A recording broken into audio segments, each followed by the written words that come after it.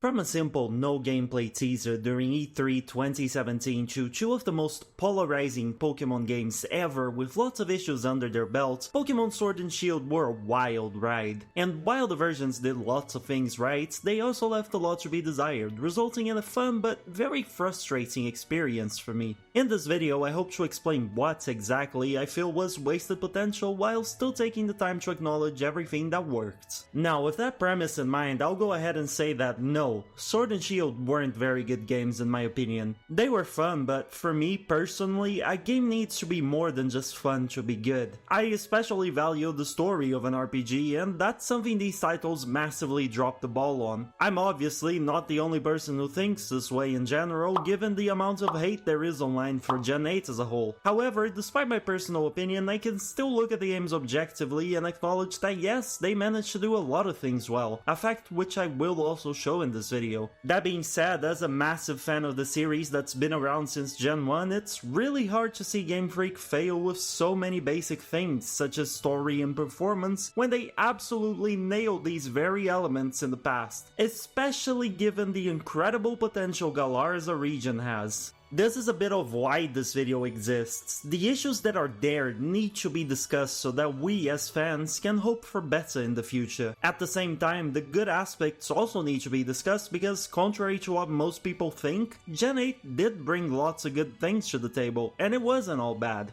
Hopefully, by the end of the video, you'll either gain a new appreciation for Gen 8 or find yourself agreeing that yes, there are a lot of things that could have been done better. Perhaps you'll even find yourself wanting to comment and add to or disagree with my points. Who knows? So, without further ado, welcome to a long-ass video exploring the extent of Pokémon Sword and Shield's wasted potential.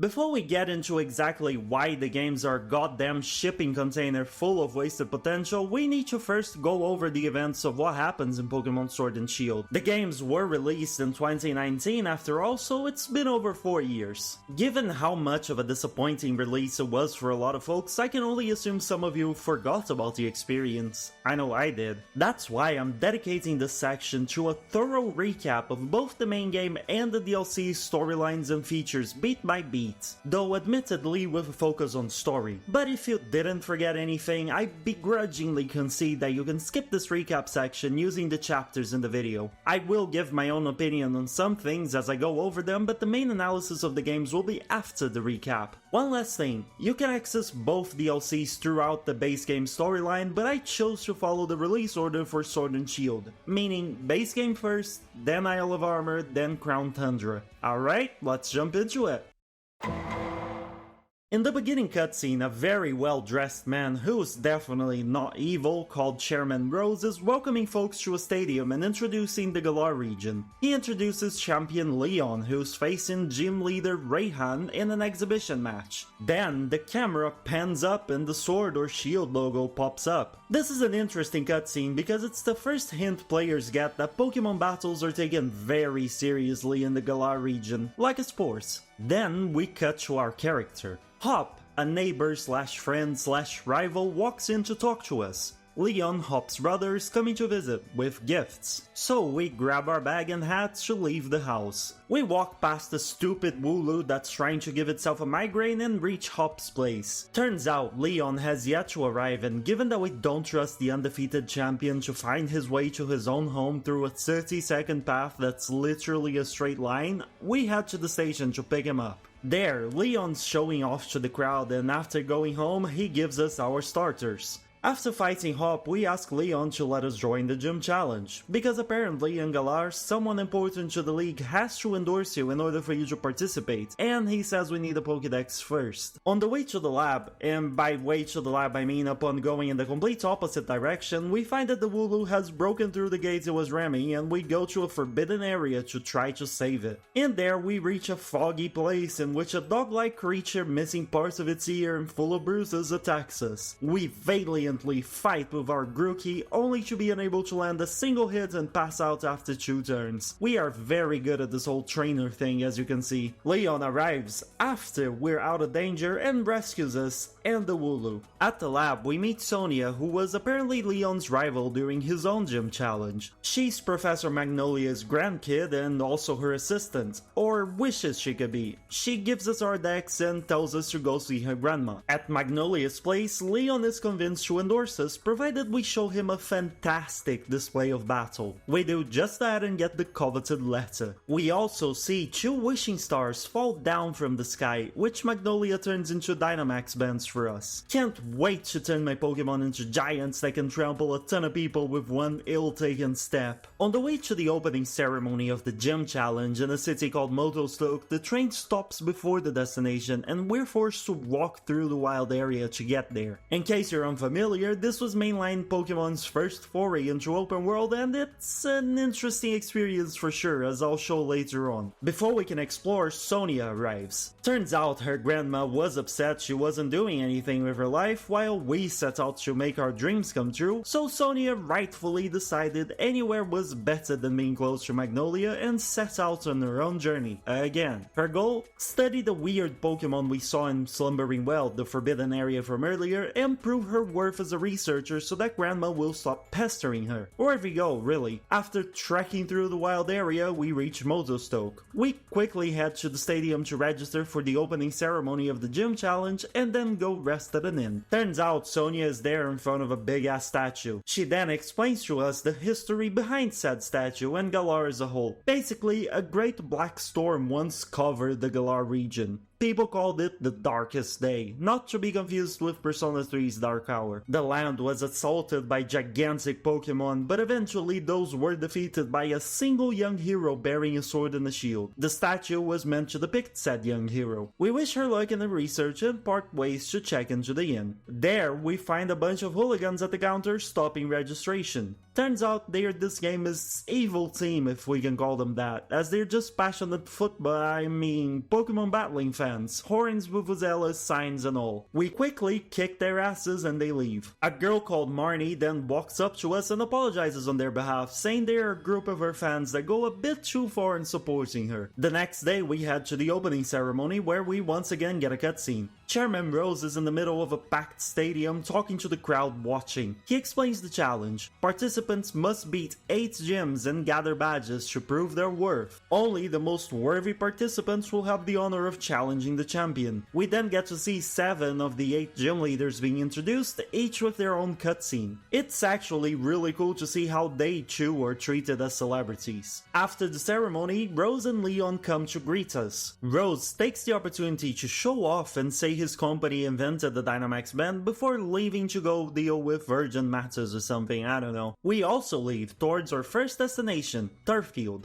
On the way there, we reach Galar Mine, which is a sorry excuse for a cave if we're being honest. At least it's rather pretty. At the end of the 15-minute dungeon, if we can even call it that, we run into Bede, and I hope I'm pronouncing his name right. He's a douche that was in the gym challenge opening ceremony. He says that he's more amazing than us because he was endorsed by the chairman, who's more important than the champion that endorsed us. He then fights us to prove to us how pathetic we are. And mate, let me tell you, you can't be calling anyone pathetic if all you have is a team of 3 basic psychic types. It's not even a good defensive type. We beat the man rather quickly, obviously. He then takes his leave and we reach Turffield soon after. Atop a certain hill there, we find Sonia, who wants to talk to us. Past the hill, there is a huge geoglyph. The drawing leaves a lot to be desired, but I'll give the artist a pass on account of taste changing over the years. Thousands of years in this case. Plus, criticizing the artist's work isn't really an option when answering Sonia's question, which is about our thoughts on the geoglyph. Sonia then ponders if Dynamax was already a thing back when the geoglyph was created, and what exactly is its connection to the Darkest Day. After that, she leaves once again, and so do we, to fight the gym. When we register to fight, we find out that each gym has a mission you must clear before challenging the leader. The mission for this one is simple: you must herd 20 Wooloos through a specific course. After getting to the end, the door to the stadium opens and potentially the best part of the game starts. You walk through a corridor to reach the middle of a packed stadium. It should already be clear to you by now, but if not, this is certainly the moment that should leave you with no doubts. boss. Pokemon battling is a sport for Galarian folks and one they are very passionate about. I think this is precisely what makes the gym battles one of the best parts of Sword and Shield. The spectacle of it all. I never imagined, for example, how gym battling could be such an event until I entered this arena for the first time and heard the crowd cheering. But anyway, we beat Milo and move on to the next town. Hellbury. We find Bros in a very unflattering attire being accosted by fans. Oleana, his assistant, tells everyone to disperse as he's busy. Bayday is also around and it quickly becomes clear the guy is nowhere near as important to Rose as Rose is to him. The chairman then spots us and says he's curious to know why Leon endorsed us before coming up with the genius plan of paying us a meal if we win the gym badge. I've never been the type of guy to turn down free food, so I rush over to the gym. The challenge there is,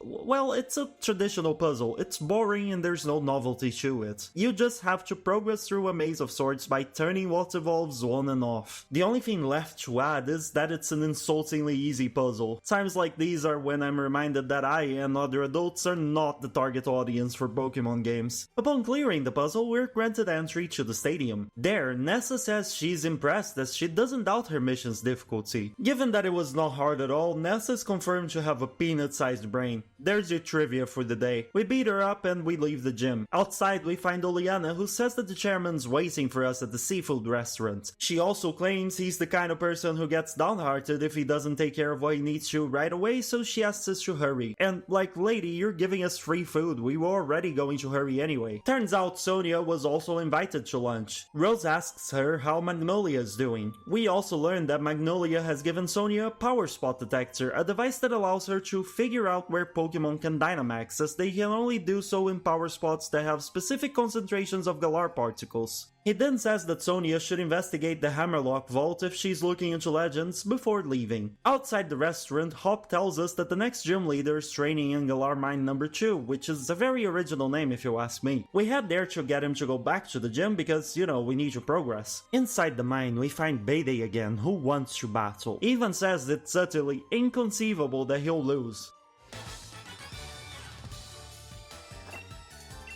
Oh boy, that aged terribly. After being wrecked, he leaves to find more wishing stars as he's collecting those. After Bayday, we find and deal with Yell members, get Kaboo and head to the gym. Before we fight the gym, however, we must sleep at Budo's drop-in because, well, reasons. Turns out Marnie is in there and she asks to fight to see if she's ready for Gym 3. We agree. Wicked, she proclaims as 2 Team Yell goons pop out from behind the hero statue to cheer her on. They are even in the battle arena next to her, it's hilarious really. After she's defeated, we head to bed. As we leave the inn the following day, a crowd cheers us on towards the gym. The mission here is actually quite fun again. There are wild Pokemon around, 3 to be precise. If you catch one, you gain 2 points. If you faint them, you gain 1 point. Your goal is to get 5 points. The catch is that the gym trainers will join you in a 2v1 fight against wild Pokemon and they will try to mess you up in a variety of ways. They might, and did in my case, try to kill Pokemon before you can catch them, they might attack you to try to feint you or stop you from attacking, etc. And let me tell you, when your strategy should be to insta-attack your partner in a double battle, you know you're in for a good time. Though I suspect lots of you will disagree with me. In the gym fight, despite being the first leader to use Gigantamax, Kaboo goes down and we clear the 3rd hurdle of the gym challenge.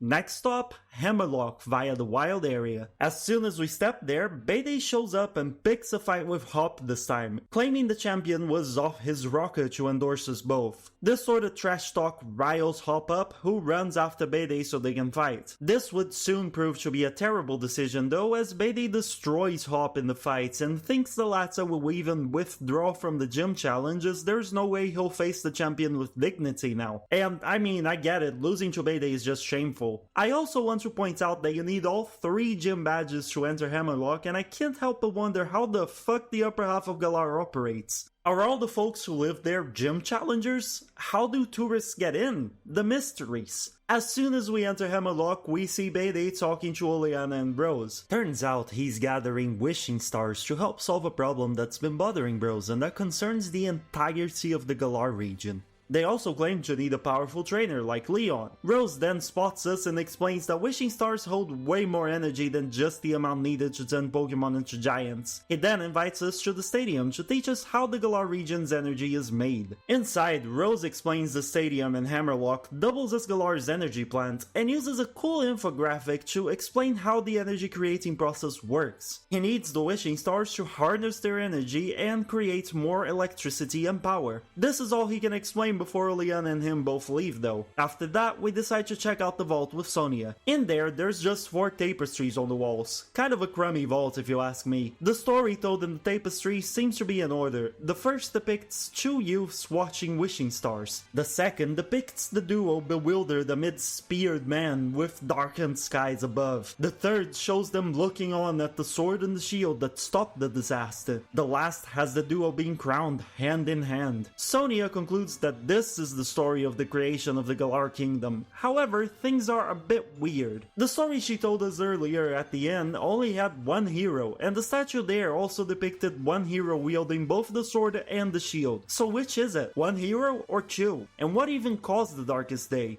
Sonia leaves us with these questions before telling us to go off to the next gym. On the way out of Hammerlock, we, once again, find 2 Team Yelgoons, and Hop soon joins us. When we beat them and they ran off, Hop explains why he's feeling so down and lacking confidence. Losing is fine, but Bede broke him by saying he was dragging Leon's good name through the mud by being so bad. He then leaves saying he needs to figure this out as he doesn't want people to think Leon's weak just because Hop is weak. After making our way through Route 6, we reach Stolenside, which is a particularly hilarious name for a town. There, we meet Hop again, who says he's still unsure what he'll do about the situation he told us, but that one thing is certain: he needs to get stronger. So he asks us to fight in order to go all out and hopefully get out of his funk. He loses and runs off, saying he'll keep trying harder and harder until no one is laughing anymore. Next stop, the stadium. Stolenside's gym is special in that it's actually a version exclusive, believe it or not. It's fighting type in sword and ghost type in shield. While the typing and gym leader changes, the actual gym mission seems to remain the same. You basically have to enter a teacup that goes downhill and avoid obstacles in the process.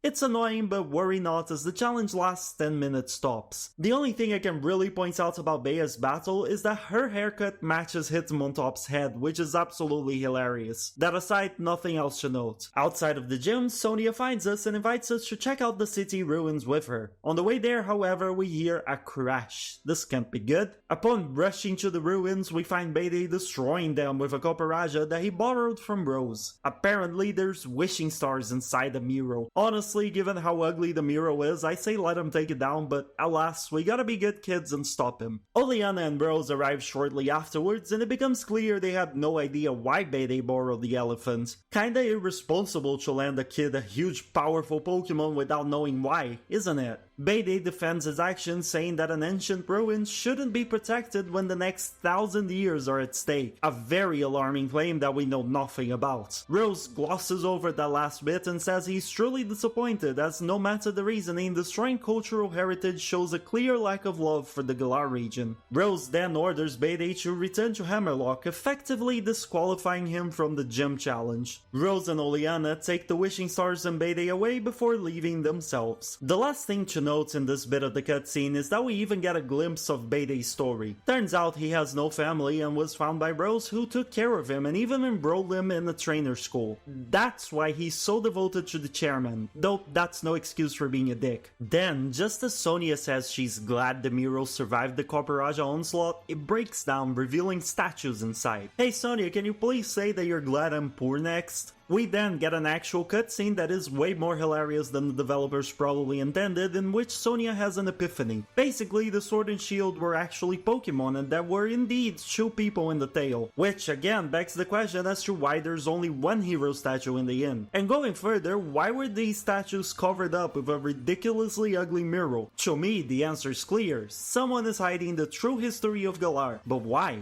The next town in our journey is Balonleia, which is actually quite a gorgeous environment. moment. The mission here is given to us by the leader Opal herself, who's actually looking for a successor to the Fairy Gym leader mantle as she wants to retire. As such, her mission is a series of battles to test the challenger's might, alongside a series of questions to test their wisdom. The way this actually works is that once a fight, Opal will ask you a question. If you get it wrong, your stats go down, and if you get it right, they go up. This is also the moment that I found out that I'm actually stupid because I got all but one question wrong. Though, in my defense, I have no way to know stuff like what Opal eats for breakfast, I think. The gym leader fight keeps this gimmick, which is pretty cool. Needless to say, since I'm actually stupid and got all the questions wrong, I suffered. And even after winning, we still get hit with emotional damage as Opal tells us that we are not Fairy Gym leader material. Oof. Back in Hammerlock, we find Bayday standing in front of the stadium. He's preparing to beg the chairman to allow him back into the gym challenge. Opal then shows up and sees him, becoming absolutely obsessed with his pink attire in a rather hilarious scene.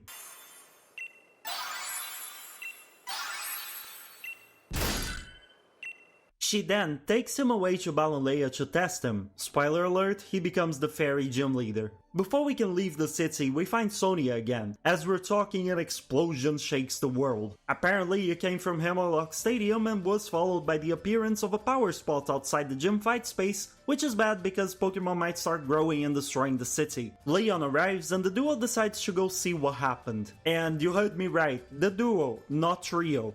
Sonia says we need to leave the investigation on the quaking to the adults. And yes, that's a direct quote. Honestly, this is one of the biggest sins of Sword and Shield story. You're not actually allowed to get involved with most of it. But oh well. After the duo leaves, we find Hop, who wants a fight to test out his latest strategy. It's actually pretty cool how he's changing his team for every fight. Thankfully, losing doesn't faze him, and he chooses to focus on the fact that he's getting stronger. Good job, Hop, it's nice to see you happy again. With that out of the way, we proceed through Route 7 to our next destination, reaching it before long. Sirchester Gym is quite interesting as it's another one of those that are version exclusive. In Sword, you get the pleasure of facing a Rock-type gym, while Shield users get an Ice-type gym. The mission is very annoying, requiring you to walk through sand or snow depending on the version, using a device to avoid hidden pitfalls. Gym done, we find Sonia waiting for us outside and she wants to grab a bite. Heck yeah, like I said, I'm not one to turn down free food. Where do we go? Bob's your uncle? Who at Gamefreak did this? Composure regained, we run to the place. In there we find a gorgeous poster. Sorry, I mean a 5th tapestry. That's right, Bob's your uncle has a vital piece of Galarian history. I really wish I was making this up. I am not. The tapestry shows the two brothers looking sad with the sword and shield gone in front of a grave-like thing. Hop, who joined us for food, ponders if we saw one of the legendary Pokemon back in Slumbering Wild, which really hypes Sonia up. Before deciding what to do, she asks to check out Hero's Bath, another location in Sirchester. There, Sonia says this is apparently where the two heroes came to soothe their wounds after their battle. She then decides to check out Slumbering Wild, which she should have done ages ago, while Hop says he will challenge the gym. We decide to head to the next town, Spikemuth. Except it's closed. Before we despair at our dead gym challenge, given that we need to enter the city to access the Dark Gym, Marnie beckons us. Turns out she knows another way into Spikemuth, but we'll have to beat her in a battle before she'll show us the path. We do so, easily. As soon as we're in the city, a Team Meow member tells us to change into the uniform for the gym mission. This one is actually my favorite of the bunch, weirdly enough. Spikemuth is pretty much just a corridor to the right, and your objective is to make it to the end. Along the way, Team Meow members, who we find out are actually just the disguised gym trainers of Spikemuth,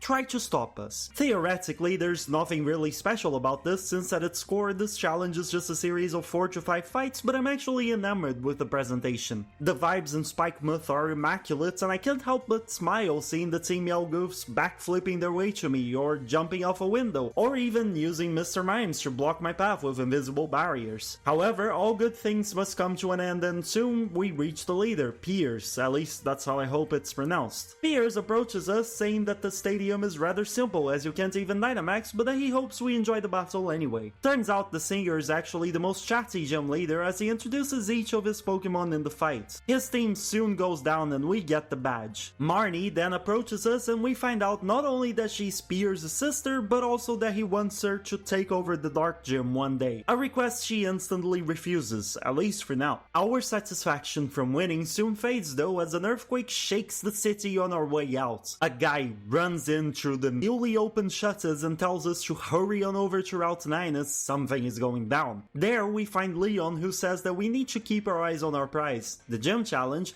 and to just not worry about a thing as the unbeatable champion is here to keep us safe. Barf. Shortly afterwards, we ran into Hop, who tells us that a huge surge of red light caused wild Pokemon to just start Dynamaxing everywhere, hence the earthquakes. He even shows us the news on his phone with a picture of Leon standing next to a fainted Dynamax Berserker. Turns out that yes, a huge light showed up, Pokemon started Dynamaxing everywhere and threatening Galar, and we didn't see any of it because the unbeatable champion had it handled. Genuinely the worst case of blue balling I've ever seen in the Pokemon story. With nothing else to do, we continue onwards to the Hammerlock Stadium to get the last badge. There we find Hop, Sonia, and Leon. They are wondering what's going on for Pokemon to Dynamax without a power spot, and most importantly, they are worried the red light will show up again and they would have no way to know. Professor Magnolia then shows up and says that being able to predict such things is part of a scientist's work, asking Sonia for help looking into the matter. Naturally, we get hyped up and decide that we'll also do our best to help. Finally, we're getting involved in the main story. Except we're not, because Leon doesn't let us. God damn it, dude. Dejected, we start Hammerlock's gym mission. It's very simple, 3 double battles. That's it. The only interesting part is that it's held inside the Hammerlock vault, which is just a baffling decision. Like, why the fuck are you risking 4 tapestries like this? There are so many good places to fight in the city. Regardless, we make short work of the trainers and fight Rayhan, who's a dragon trainer that also gives us a double fight. Nothing remarkable here except for his quote when he loses. He says that he might have lost but still looks good and that perhaps he should take a quick selfie. Man, I strive to have that level of self-confidence one day. Outside the stadium, Sonia and Magnolia are talking. The latter remarks that there's a lot we still don't know, such as who or what the Sword and Shield of Legend were, and how the heroes control the Dynamax energy. Magnolia then passes her mantle to Sonia, and we finally see her become a professor, with her own lab coat.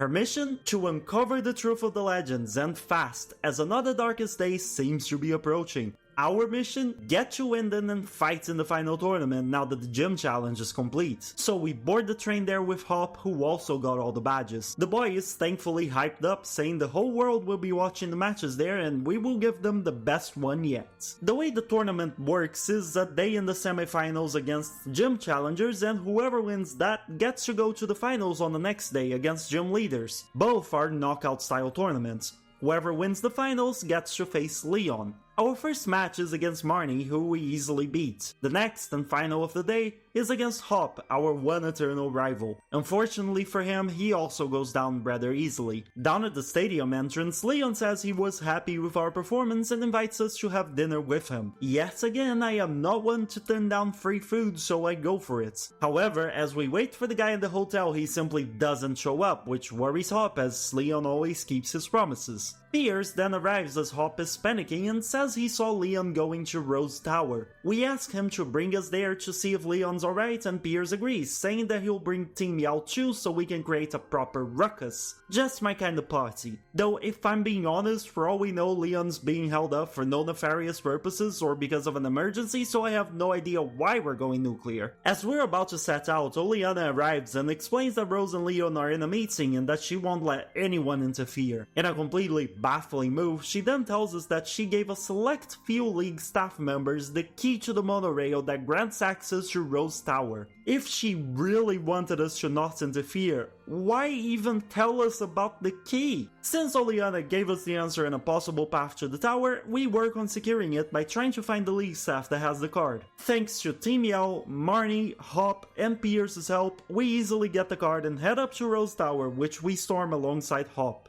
As soon as we enter, Oleana's voice rings out from the intercom and tells everyone to catch the intruders. Us. What follows is an elevator sequence. Yep, you've probably seen one. This sort of stuff is in so many games it's not even funny. Not much to say here aside from the fact that Hop is surprised the league staff can stop the elevators from the outside at any floor. And I mean, yeah, isn't that how every elevator works? You just press a button and it stops in the floor? Soon enough, we reach the top. Oleana is there and goes completely psycho, saying she's not going to let anyone disturb the chairman, but much to her dismay, we beat her.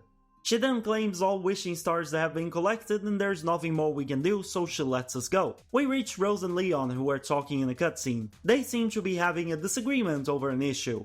Basically, Galar's energy will be depleted 1,000 years from now, and Rose wants to cancel the tournament to put some plan in action to prevent that. Yep, you heard me right. Rose's argument is that action must be taken immediately, as the future is more important than just one day. But, and pardon the language here, that's stupid as all hell. Leon, for once the voice of reason, says he doesn't understand why he needs to call off the tournament to solve an issue that's 1,000 years away from affecting anyone. And, like, yeah, I agree with Leon here. It's asinine to cancel something the entire world watches and wants in order to fix a problem that's 1 millennium away from actually existing. Regardless, Leon promises he will help Rose with his plan as soon as the tournament's over. We reach the duo and Leon leaves with us. Finally, free food. The finals then properly start, but there's nothing worthy of note here, so I'll just speed run through the tournament. We fight Nessa, Bea, and Brayhan before we finally enter the stadium to fight Leon, who's already waiting for us in the middle. Before we can start though, Rose seizes the big stadium screens and greets both challengers. His next words, however, are far less pleasant. He's bringing about the darkest day. For the sake of Galar's future, of course. However, the energy released by it is too much to be contained, so he needs help.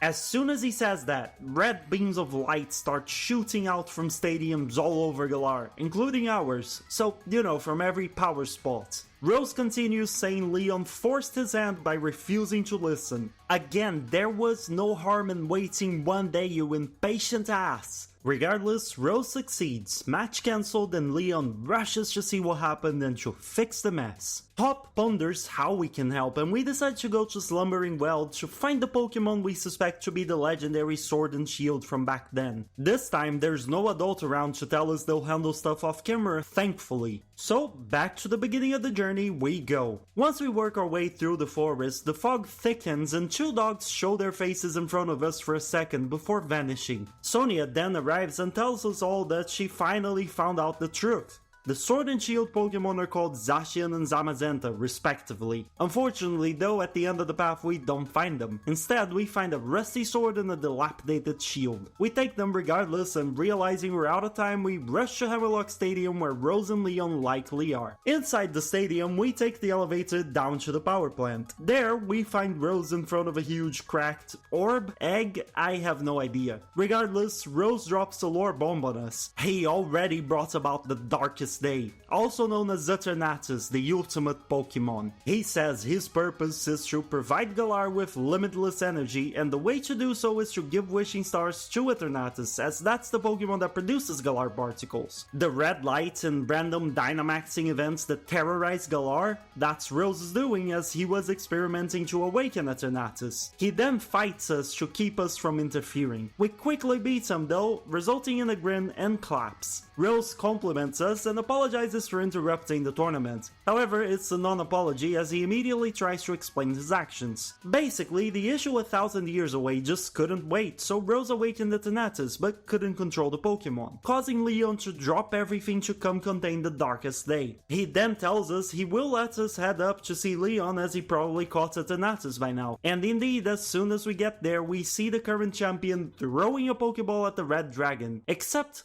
the ball blows up. Leon's Charizard shields us from the blast and Eternatus attacks. We fight, beating the creature. However, it shoots up in a red/pink beam of light exploding into the sky. Things start levitating, storms start forming, and the sky turns black. The darkest day is upon us. At the epicenter of the spitting clouds, Eternatus. Except, this isn't the Eternatus we know. It is now humongous and assumed a form akin to a coiled snake. One of its ends descends springs from the coil as a giant hand that attacks us, starting a raid battle with Hop as our partner. As our attacks fail to connect, we see flashes of locations all over Galar appearing and disappearing alongside the spinning floating remains of the tower we're fighting in. And as all seems lost, we lift up the rusty equipment we found in Slumbering Weld, summoning the two legendary dogs to our aid. In two beams of light, Zacian and Zamazenta arrive and assume their hero forms, the Sword and Shield of Legend. It's payback time. Soon, Eternatus goes down and we toss a Pokeball, catching it. The sky's clear and Zacian and Zamazenta fly off into the sunset, their duty completed once more. The game then skips to 3 days later. We find out that Rose has turned himself in, and public opinion seems to be that this is deserved as he almost caused a catastrophe in the region. Hop then shows up and tells us Leon is waiting at the stadium for the final match. Just to rub salt in Leon's wound, I decide to add Eternatus to the party, and wouldn't you know it, Leon comments on it in the pre-fight banter. I love it when games do this.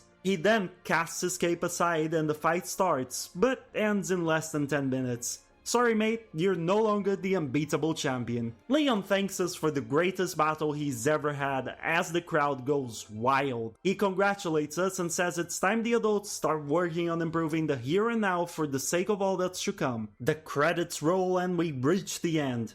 Or do we? It's quickly made clear that we don't, as we get a small cutscene of the grave at Slumbering Weld indicating our next goal. Once we get there, we find Hop, who wants to fight one more time. After we end him, Sonia arrives and gives us a copy of her book. Turns out she published her findings in a book titled Galar, A History, which, fun fact, is actually partially readable in Scarlet and Violet. She suggests we return the relics we took to save the world, and we do so, thanking the dogs for their help.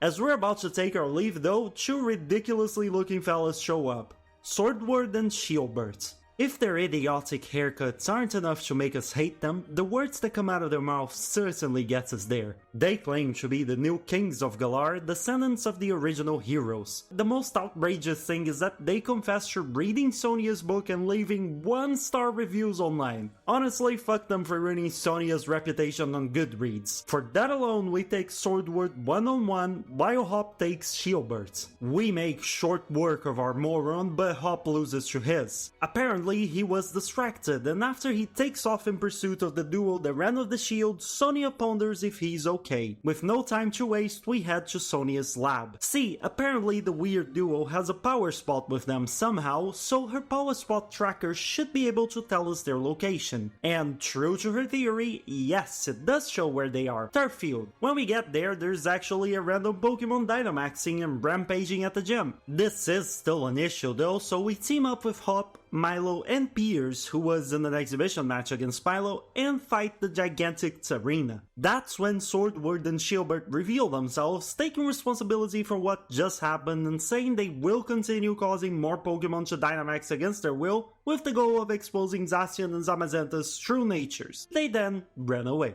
As we exit Turffield Stadium, Sonia says there are more Dynamax readings coming from Hulbury and Motostoke stadiums. In the former, we join Nessa for a fight against the Dynamax Gyarados, and in the latter, we join Kaboo against Torkoal. As soon as we clear the two stadiums, Sonia calls us asking for help as Swordward and Shieldbert have shown up at the lab, demanding the wishing stars she confiscated from Rose. Once we get there, we double battle the Royals with Hop, beating them to a pulp. However, our efforts prove to be for nothing as Sonia's new assistant turns out to be an undercover agent for the Royal Dorks and steals the wishing stars as everyone's occupied with the fight. The three then take their leave.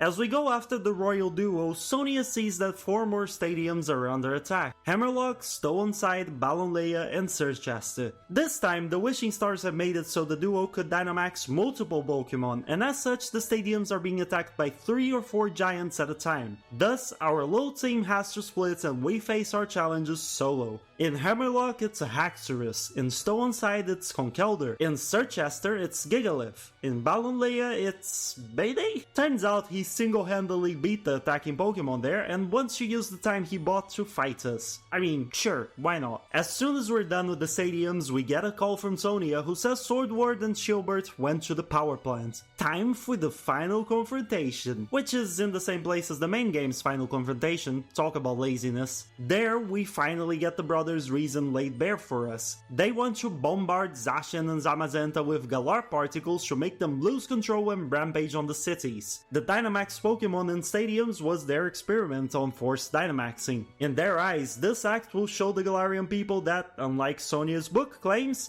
the dogs are not heroes, and the folks will once again believe the human heroes of old defeated the Darkest Day by themselves, restoring their royal lineage reputation. Look, even if Zacian and Zamazenta are the true heroes, that still doesn't diminish the importance of the human heroes that acted as their partners, according to all tapestries, so the brothers' reason makes absolutely no sense to me. When we catch up to them, Shieldbert manages to bombard Zamazenta, who loses control and attacks the guy. However, we jump in and stop the legendary dog. After we fight, Zamazenta, still not tired, charges Hop, who is saved by Zacian. The shield dog then runs away, unable to contain the power flowing through it, but unwilling to hurt anyone. Hop grabs the shield from a shocked Shieldbert and runs after Zamazenta.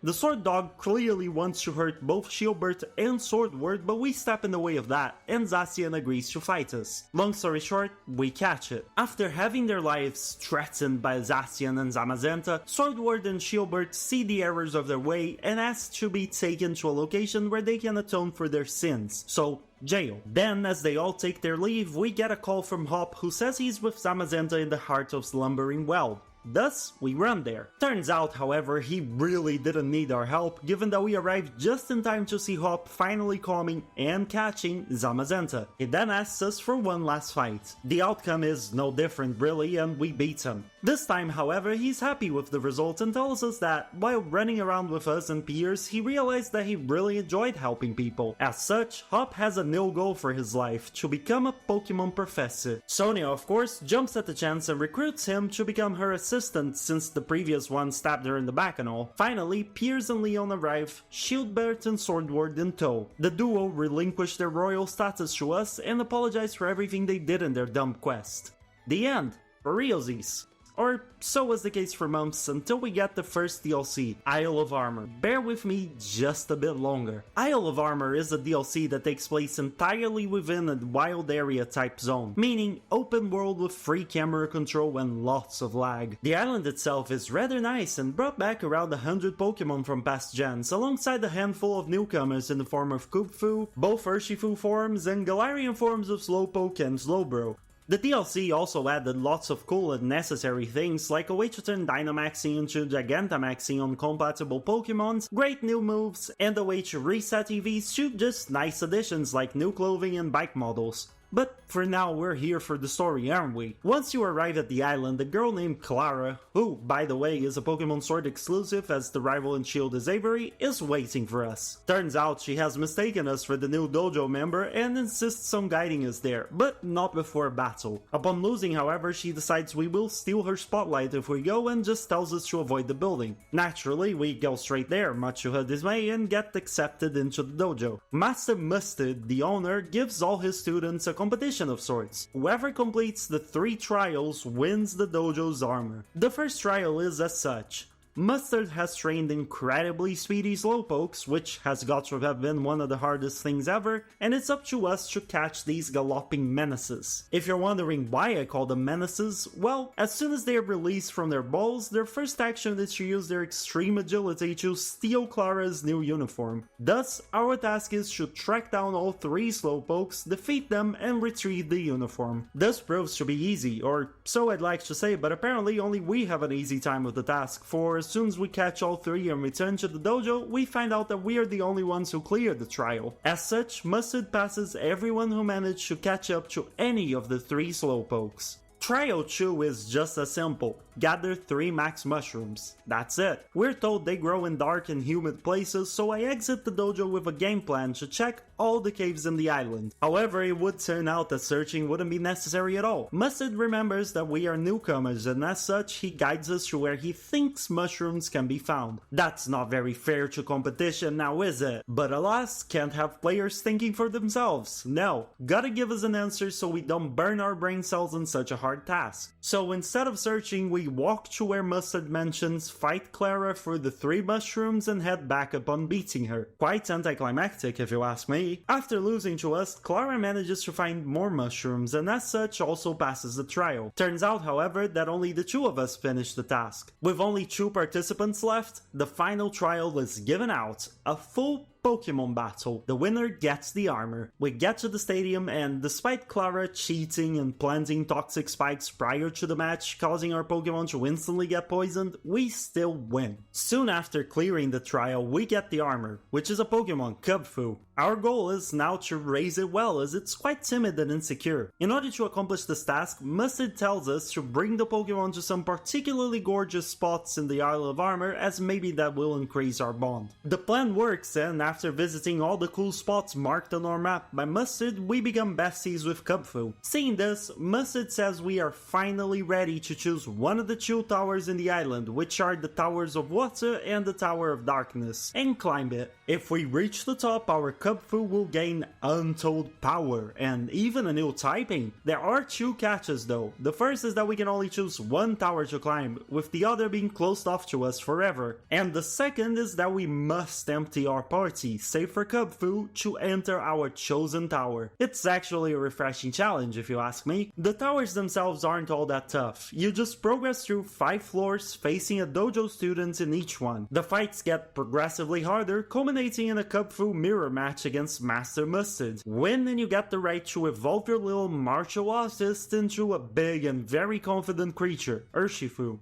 Anyway, that's about it for relevant things. There's more, namely a quest with Hop to Gigantamax the Urshifu and a final battle against Mustard, but that's all irrelevant. There's also optional content like upgrading the dojo and doing the monotype battle tower thing, but the main story recap ends here. For Isle of Armor anyway. We still have one more DLC to go. Crown Tundra. This is my favorite bit of content in the entire game, introducing the Galarian Star Tournament and one of the most fun ways to farm shinies ever in the form of the Max Lair. But all in due time, let's focus on the story for now. Once we get to the new area, we instantly see a dad and his daughter arguing. She wants to go on a Dynamax adventure in the Max Lair while he's bashing the place and telling her to adventure with him. Seeing us nearby, the daughter asks us to help him see sense, and since we want to continue with the storyline, we agree. The guy Peony has one of those boisterous and overly excited personalities, but I actually like that. He also used to be a gym leader, which is absolutely not reflected in his super easy battle. By the time we win, his daughter Peonia is long gone. The guy runs after her and not knowing what to do, we follow him to the Max Lair and get roped into a Dynamax adventure to search for his daughter. This is legitimately the thing I spent the most time doing the first time I played this DLC, and I absolutely love it, even if it does get tiring after a while. I'll expand upon this explanation later on, but basically you get together with CPU or other players and work your way through 4 raid battles with rental Pokemon. It's really fun. However, I'm dreadful at it, at least when all I have are CPU partners, so naturally this forced adventure ends up being a bust. On the way back from the adventure, we run into Peonia, who explains her dad brought her to Crown Tundra on vacation to go on a tour of legends. An adventure. To me, that sounds incredibly fun, but Peonia just wants to go adventuring in the Max Lair, so she asks us to take her place in the tour.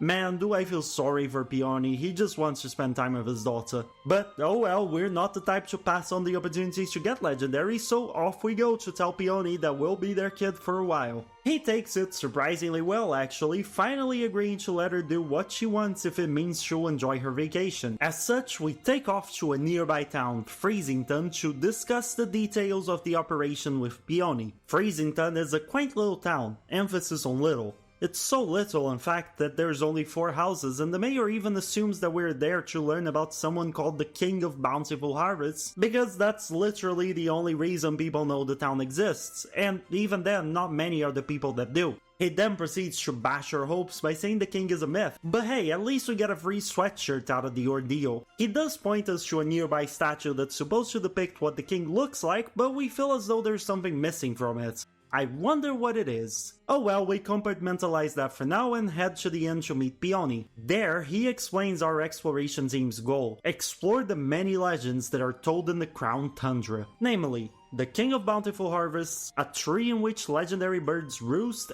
and even giants that have dots for eyes. And that's what you do in the DLC, you investigate these legends based on clues that Peony got from watching the telly. Each of these is an expedition with a set goal. The giants, for example, referring to the Regis, are part of an expedition named The Terrible Titans Lurking Locked Away, that has the goal of investigating different temples in which Regis are said to reside. Akin to Gen 3, the doors are locked with a riddle for you to solve. The other two expeditions are called The Sacred Bonds of Sovereign and Seed and A Legendary Tree of a Legendary 3. The former is kinda sorta definitely the main story of Crown Tundra, so I'll circle back to it in a minute. Let me talk about the latter first. Basically, when you reach the aforementioned tree, you see the also aforementioned 3. The first, Moltres, is just pecking a fruit when it randomly gets attacked by the vicious second, Zapdos. They engage in a fierce confrontation until the calm and collected third loses its calm and collectedness and joins the fray. The trio's bickering doesn't last long though, as our phone vibrates and startles them so much that one ends up in the base game and another ends up in the first DLC. See kids, this is why you need to turn off your phone before watching a show. Since we caused the issue, it's up to us to go after them. Zapdos in the base game wild area is a colossal pain in the ass. This ostrich-like fool can run, and if you want to fight it, you have to run after it until it gets tired and slows down enough for you to catch up. In practice, this means a full lap around the biggest lake pretty much. Moltres is flying around the Isle of Armor, literally. It flies on a set path, and since it flies faster than we can run, we have to intercept its set path and whistle to get its attention when it starts coming our way. As for Articuno, you have to roam the Crown Tundra until you come across it, just majestically sitting still midair. And yeah, that's basically how this expedition goes. Now, for the last and main expedition, it starts simple enough. We take a piece of stone, Peony's pillow, that he found on the ground behind the inn. Clearly a boulder, but as the man says...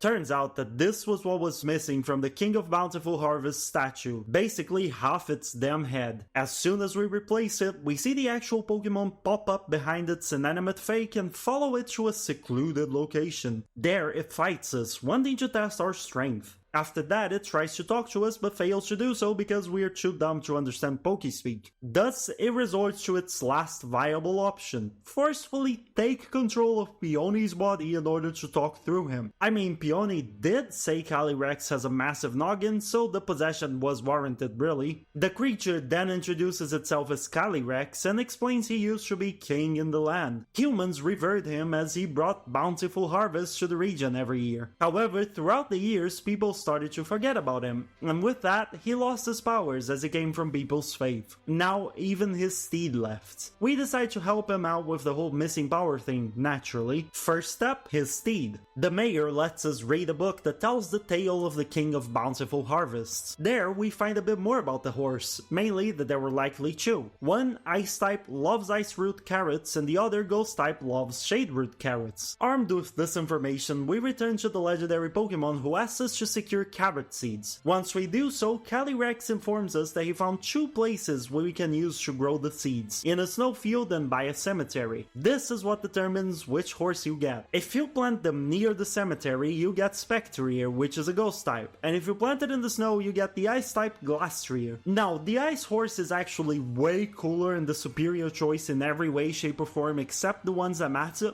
but I need Spectrier for my living deck, so we go with that. Shortly after getting the carrot, Spectrier runs past us in the direction of the town, likely to pillage the food there. Turns out it could likely sense the carrot but had no idea where it was, and thus decided to go with the logical option of pillaging the nearest human settlement. Since we're sorta responsible for this, we run over to stop the rampaging horse, which we successfully managed to do. We get a tuft of black hair, and the mayor informs us that, with it, and a flower called Radiant Blossom, a new set of Reigns of Unity, which Calyrex needs to control the horse, can be made. The problem, however, is that Calyrex only has the power to make a single petal instead of the whole flower. With tuft of hair and single petal in hand, we go looking for a person that can make the reins. Thankfully, we end up not having to search for long. Peony arrives and knows exactly what to do. With the skills only a loving father can acquire, he quickly whips up a new set of Reigns of Unity, or Fancy Court as he calls it. Turns out sewing your rebellious daughter's clothes is pretty much the same thing as creating a set of reins from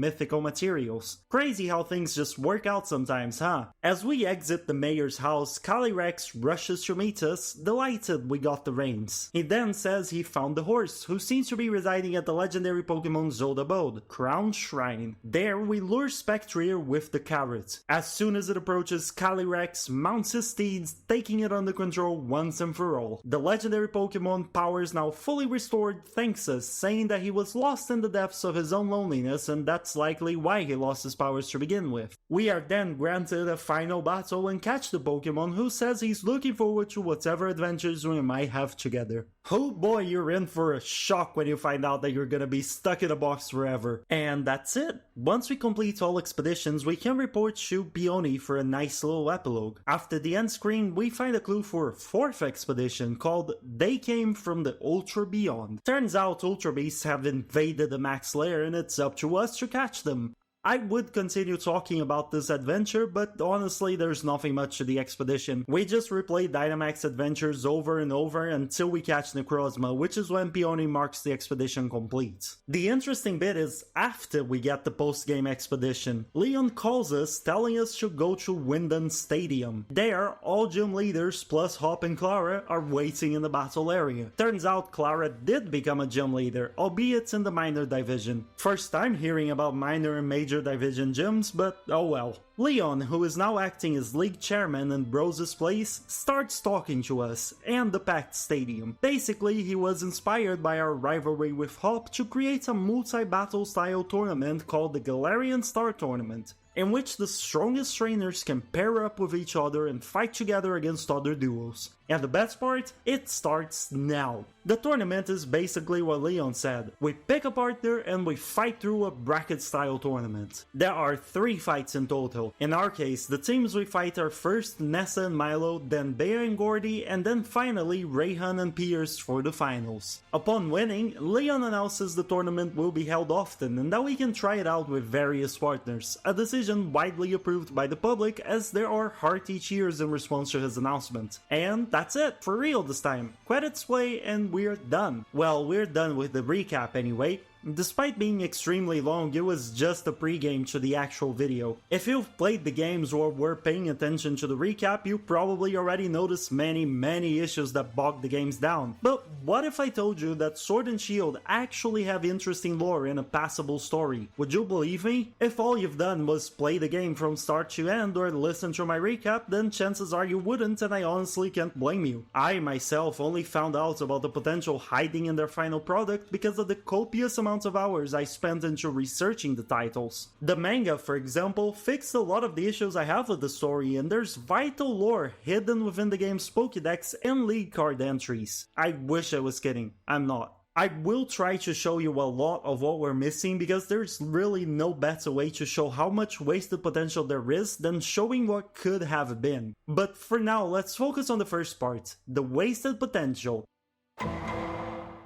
Just a quick warning before we jump into it though, this section may seem overly negative to some of you and you might be right because this amount of wasted potential genuinely frustrates me. But the criticism comes from a place of love for the franchise that was built over the last 20 years. I'm taking like an hour of just talking about the wasted potential precisely because I don't want to let the standard of excellence the series once had go in favor of whatever they've been doing with the latest generations. Later on, I will talk about the good things that came out of Sword and Shield, but I can't in good conscience ignore everything that could be improved. And getting into the subject, one cannot talk about wasted potential in Pokémon Sword and Shield without talking about the story presented within the games. And I mean everything related to it. The story itself, the pacing, the presentation, and even some of the characters. That's basically the main problem I had and still have with the games. When I was planning this video, I actually held the firm belief that Pokémon Sword and Shield had such a piss-poor storyline that it might very well have been a game without a story. I just couldn't remember why I felt this way.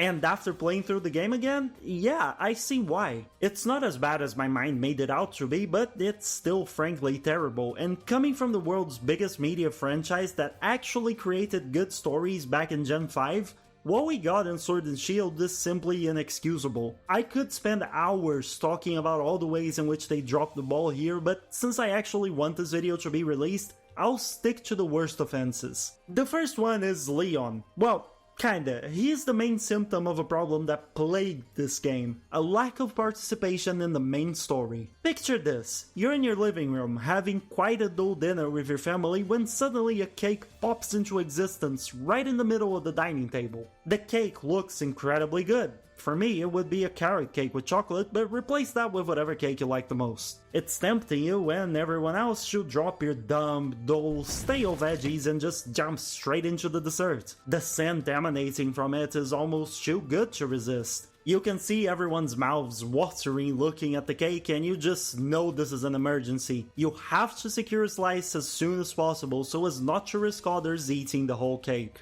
But right as you're about to go grab it, your older brother puts a hand in front of you and goes, "You must focus on your veggies. Leave this to the adults." Because you lack the power of player agency, all you can do is nod and return to your veggies while the rest of the folks at the table, minus your little brother, take the cake away. Then you get a dumb selfie of your big brother and an empty plate that once held the cake. How would you feel in this position? Probably really damn bad, right? While my comparison is far from perfect, replace family with Leon, Sonia, and Hop, older/big brother with Leon, and little brother with Hop. Replace the cake with major story beats in the story and veggies with your gym challenge. That's basically what the game does to you, twice. Once, when you're going through Hammerlock, you hear an explosion coming from the power plant and Sonia specifically tells you to just move forward with your gym challenge while she and Leon both investigate the cause. Then, later on, you get literally told wild Pokemon are Dynamaxing all over the place and wreaking havoc, but before you can help, Leon just tells you to focus on your goals because he's there to protect the land. Not even 2 minutes later, we find Hop, who shows us a news article of Leon standing next to a defeated giant Pokemon, just to rub salt in the wound. The game makes it a point to tell us that huge parts of the storyline are happening and that we are not allowed to participate in them. And I get it, really, we're kids. Sonia and Leon are adults. There is a nice message about the adults taking charge and doing their best to keep kids out of danger and ensure a nice future for the young ones under their wing. This is something that we, as adults, should all be doing in real life. The problem is that this isn't real life. While the concept is noble, it doesn't work in a video game in which you play as the kid being left out. What ends up happening instead is that you resent the developers for dangling a cake in front of your face but saying you're not allowed to eat it. It's just an utterly baffling decision by the developers that completely soured the experience for me. Like, the gym challenge is cool and all, but being able to investigate an explosion and protect Galarian cities from rampaging Dynamax Pokemons is even cooler. I genuinely don't think I've ever played a game that makes so much effort to stop the player from engaging in its story, and it just feels ridiculous. There is no other word to describe it. No matter what the development team's intention was, the end result is that the entire storyline ends up having massive wasted potential because what if we could have actually participated in these events? And yes, I do believe that Leon is the main reason why we're not allowed to participate. He is defined in the games by basically two things. 1. He's terrible with directions. 2. He's the unbeatable champion who loves to have a champion time. That's it. Most times you talk to him, you'll see one of those two things mentioned, if not both. And even ignoring the fact that the writing for him is not the best, this second point ends up working actively against our participation in the story, even if it works in favor of world building. See, why would some random gym challenger like us be needed to deal with a crisis when the unbeatable champion is around to protect Galar? Similarly, why would we insist on joining the fray when the unbeatable champion is here telling us we don't need to do so? I mean, hell, if this was real life and some guy with 0 losses under his belt told me he had a crisis that could potentially kill me handled, I'd probably be running for the hills and leaving it all to said guy. But again, the problem is this isn't real life, it's a game. As such, leaving the most interesting parts to take place off camera just doesn't work. As it stands, I genuinely believe the Sword and Shield would have been much more interesting if we played as Leon, because he at least gets to investigate all the interesting stuff. It's genuinely sad to see this character not explored too well, because in literally any other version of him, he's way better. Anime, manga, even in the damn Twilight Wings web series. This is why I said Leon is the main symptom of this problem in the games. He's the one who often blocks us from participating, and his very existence makes our participation redundant. Until the end anyway. So what would it take for this issue to be resolved? Well, it's really simple. Let us participate in the damn story. That's it, that's all it takes. Even Leon's annoying "I'm unbeatable" attitude would have a lessened impact because we're not losing anything due to his status. And as for Leon himself, I'll go into the other works that portray him more in depth later, but Gamefreak basically just needed to show more of him. Who he is, what he does, his motivations, amongst others. As it stands, however, he's just a guy that constantly gets lost and thinks he's hot shit. Because admittedly, he is a big deal in the region, but he sure as hell doesn't let us forget that. The most relevant thing he did was not let us participate in most of the damn game, and funnily enough, Gamefreak would have had lots of opportunities to develop Leon further if only they had allowed us to accompany him in investigating stuff. And I say we couldn't participate in most of the game because we do participate in the overarching story at the very end, but even that participation is flawed because Leon is the first to face Eternatus, the first to find out about Rose's plan, the first to everything, and our involvement, while appreciated, also exposes other issues in the story, such as the villain's motivation and our very reason for getting involved in part of the climax. At the end of the game, right before the finals of the Gym Challenge Championship, Leon promises to pay us and Hop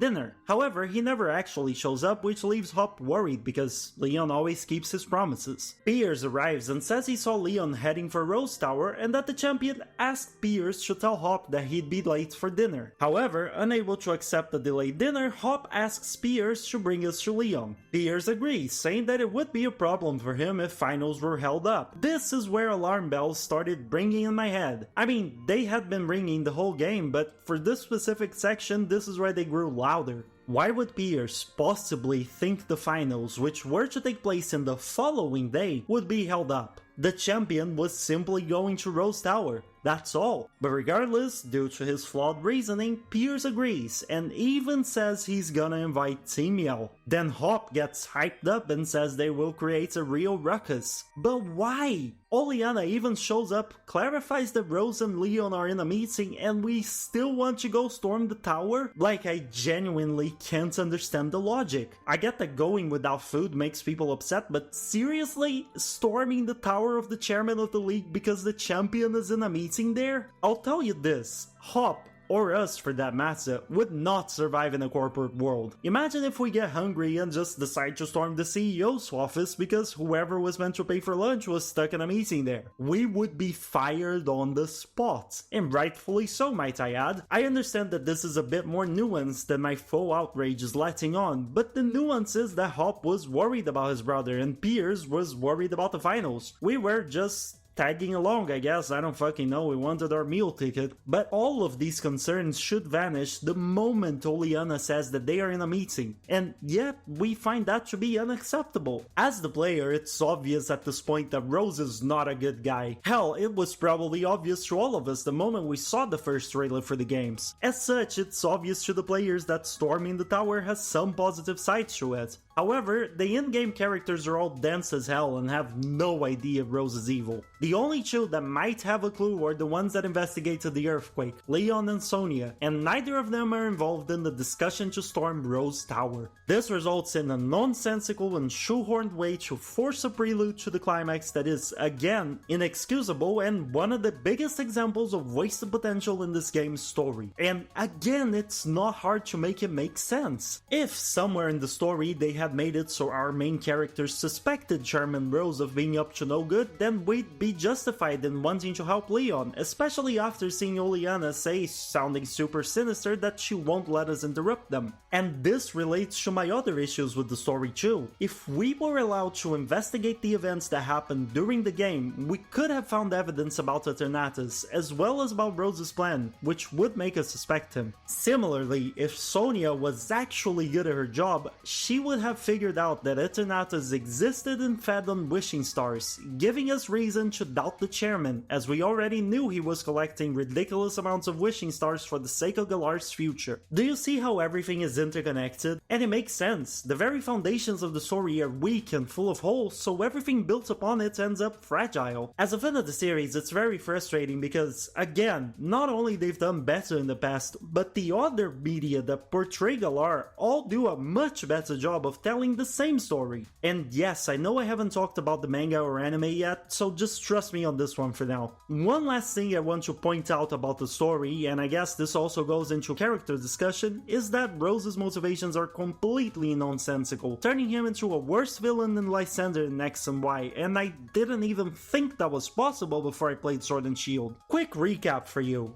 Galar particles are transformed into energy.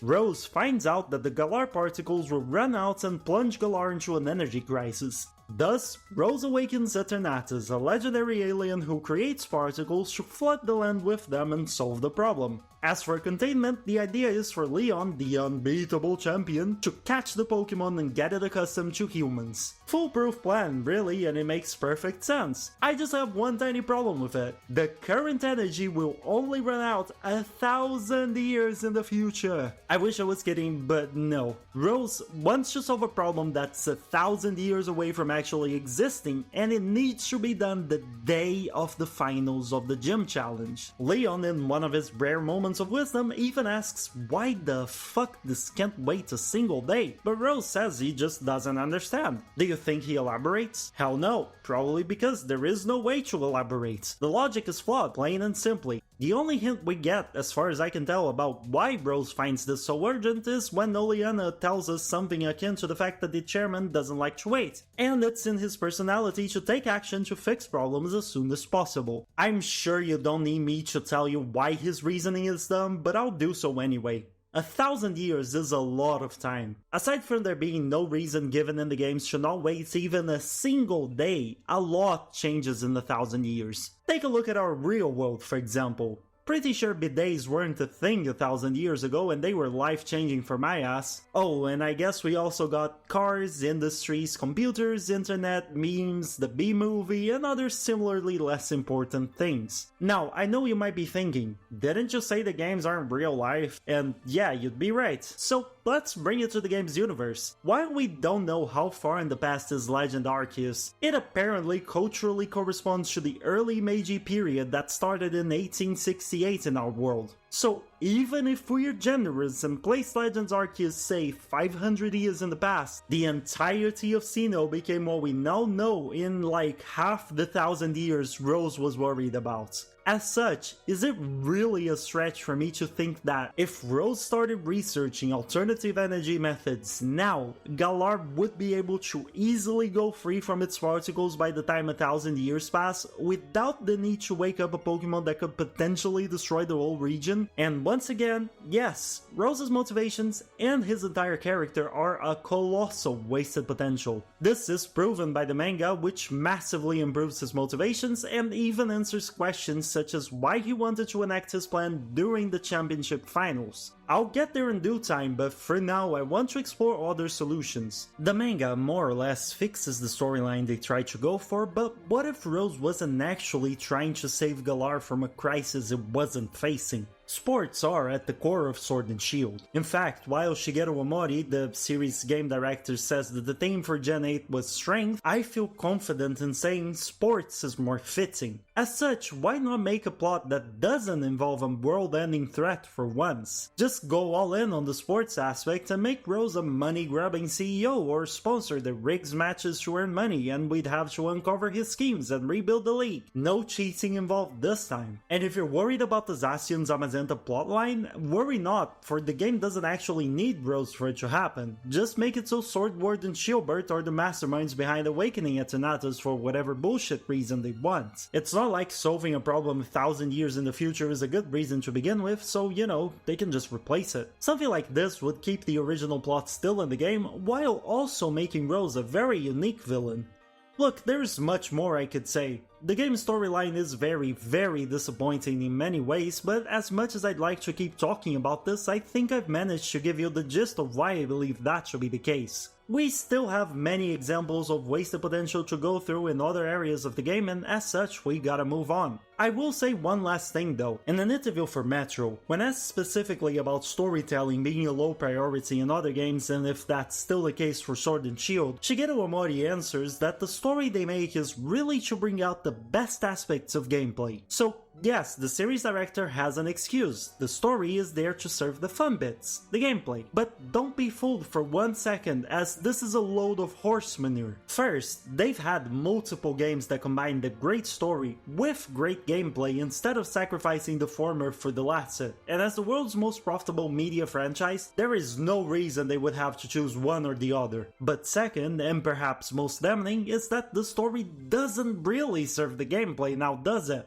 It's a backdrop, sure, but if it served the gameplay, we'd have been able to join Leon in hunting down the rogue Dynamax Pokémon. It would have given us one or many mid-game story-enforced max raid battles, and it would have given us unique problems to solve, such as a Dynamax Pokémon blocking a building and keeping people trapped. Mr. Omori, please, you can't say the story serves to promote the gameplay and then use the story to block the parts that could offer unique and interesting gameplay. So, respectfully, this excuse is ass and we should all be expecting better from the franchise. But by all means, let's move on. When I finished the games, there were basically 3 characters I wanted to talk about as the shining examples of wasted potential. This is not to say they are the only 3, mind you, but just like the story, there is way too much to talk about when it comes to the characters, so I'll limit myself to just focusing on the main culprits. I've already talked about 2 of them, Leon and Rose, so I might as well talk about the 3rd here, Sonia. Hold on, please drop your pitchforks. I actually really like Sonia, but I do think she has a lot of potential that was just not explored, which is why I'm bringing her up. And I think you'll see pretty soon that this discussion is also closely intertwined with the wasted potential in Sword and Shield's lore. Let me explain. Sonia is basically the game's way of introducing the history of the region, and she also has quite the interesting backstory that in many ways mirrors ours with Hop. She used to be Leon's rival, but while he succeeded in the gym challenge and became the unbeatable champion, she decided to turn her focus to research, only to be cock-blocked by Magnolia. Until the events of the game anyway, which is when my issues with Sonia start. When we find Sonia in the wild area right at the start of her journey, she says that, upon meeting us and Hop, Magnolia told her, and I quote, "Those 2 young trainers are setting out on a journey, but what are you doing with your life?" Thanks to her grandma's absolute ruthlessness that would cause most people to plummet into an existential crisis, Sonia decides to go on a journey again to investigate the Pokemon we found in Slumbering Weld. You know, the Zacian or Zamazenta illusion. The problem, however, is that 1. She took a train to another city instead of going to investigate the place we actually saw the mysterious Pokemon, and 2, all Hop told her is that a random fog showed up and a weird Pokemon appeared and we passed out while trying to fight it. She even comments on the vagueness of the description by telling Hop, and I'm quoting here, "A right fount of information you are. What was the Pokemon like? Was it a quadruped? Was it human-shaped? What was the color of its fur? Did it even have fur?" These are fundamental questions to determine if there even was a weird Pokemon, or just something that Hop didn't recognize due to the fog, or due to, you know, not every human knowing every Pokemon in existence. We as players know it was something special, but Sonia had no way to know that, given that Hop provided 0 details. And yet, there she goes, leaving on a journey without checking the one place she should to find out what this Pokemon was.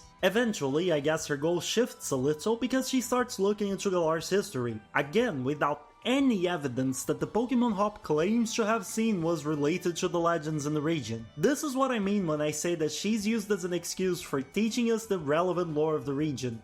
Except she doesn't even do that properly. Throughout the game, we find out, thanks to Sonia, many truths and falsehoods about Galar's history. First, we find out that a hero with a sword and shield saved Galar from the darkest day, which was an event millennia ago that engulfed the sky in a black storm and Dynamaxed Pokemon all over. Then, we find out that there were actually 2 heroes that saved the land from the darkest day, alongside the sword and shield. Then, we find out the sword and shield were actually Pokemon, and we even find a tapestry of the heroes putting the sword and shield to rest in slumbering weld. These are all revelations for Sonia because, as it turns out, someone is trying to hide the history of Galar. The statue that revealed the Sword and Shield Pokemon, for example, was hidden behind a fake mirror that Bede destroyed. So far, so good, right? She's doing her job of uncovering the history of Galar and teaching us all about it in the process. There is just one small problem. She sucks at her job. Like, I'm sorry, what she found was mostly not hidden to begin with, save for the existence of the Sword and Shield Pokemon, and whatever else was hidden was never found by her.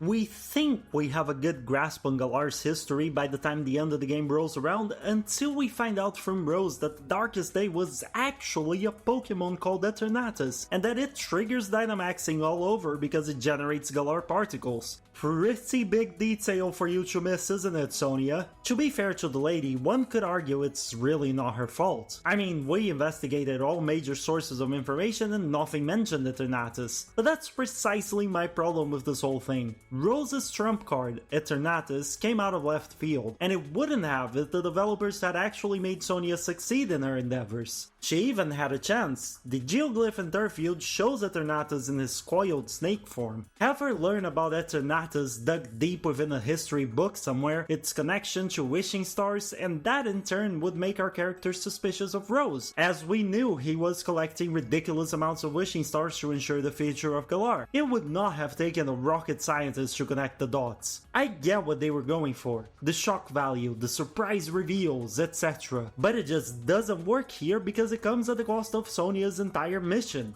And it even begs the question, how did Rose acquire this information anyway? Spoilers, but in the manga it's very clear. Rose is working with Shielbert and Swordward, who were the ones who actually erased Galar's history with the legendary dogs in an effort to make their royal lineage the sole heroes of the region. Thus, it makes more sense that the ones who control the narrative told Rose the true story. But in the games, none of this is true, or at least not told to us. It doesn't stop there, however. After the dust with Eternatus is settled, Sonia publishes a book called Galar, a history, which tells the tale of our adventure with her and her findings regarding the dogs, Eternatus, etc. This is what triggers the post-game. It throws Swordward and Shielbert into a hissy fit, resulting in fake 1-star reviews on the internet. Oh, and I guess it also results in another almost destruction of Galar, but the real horror here is the 1-star reviews. It's really difficult to recover from that, you know? The problem here is that, to our knowledge, Sonia's book isn't even complete.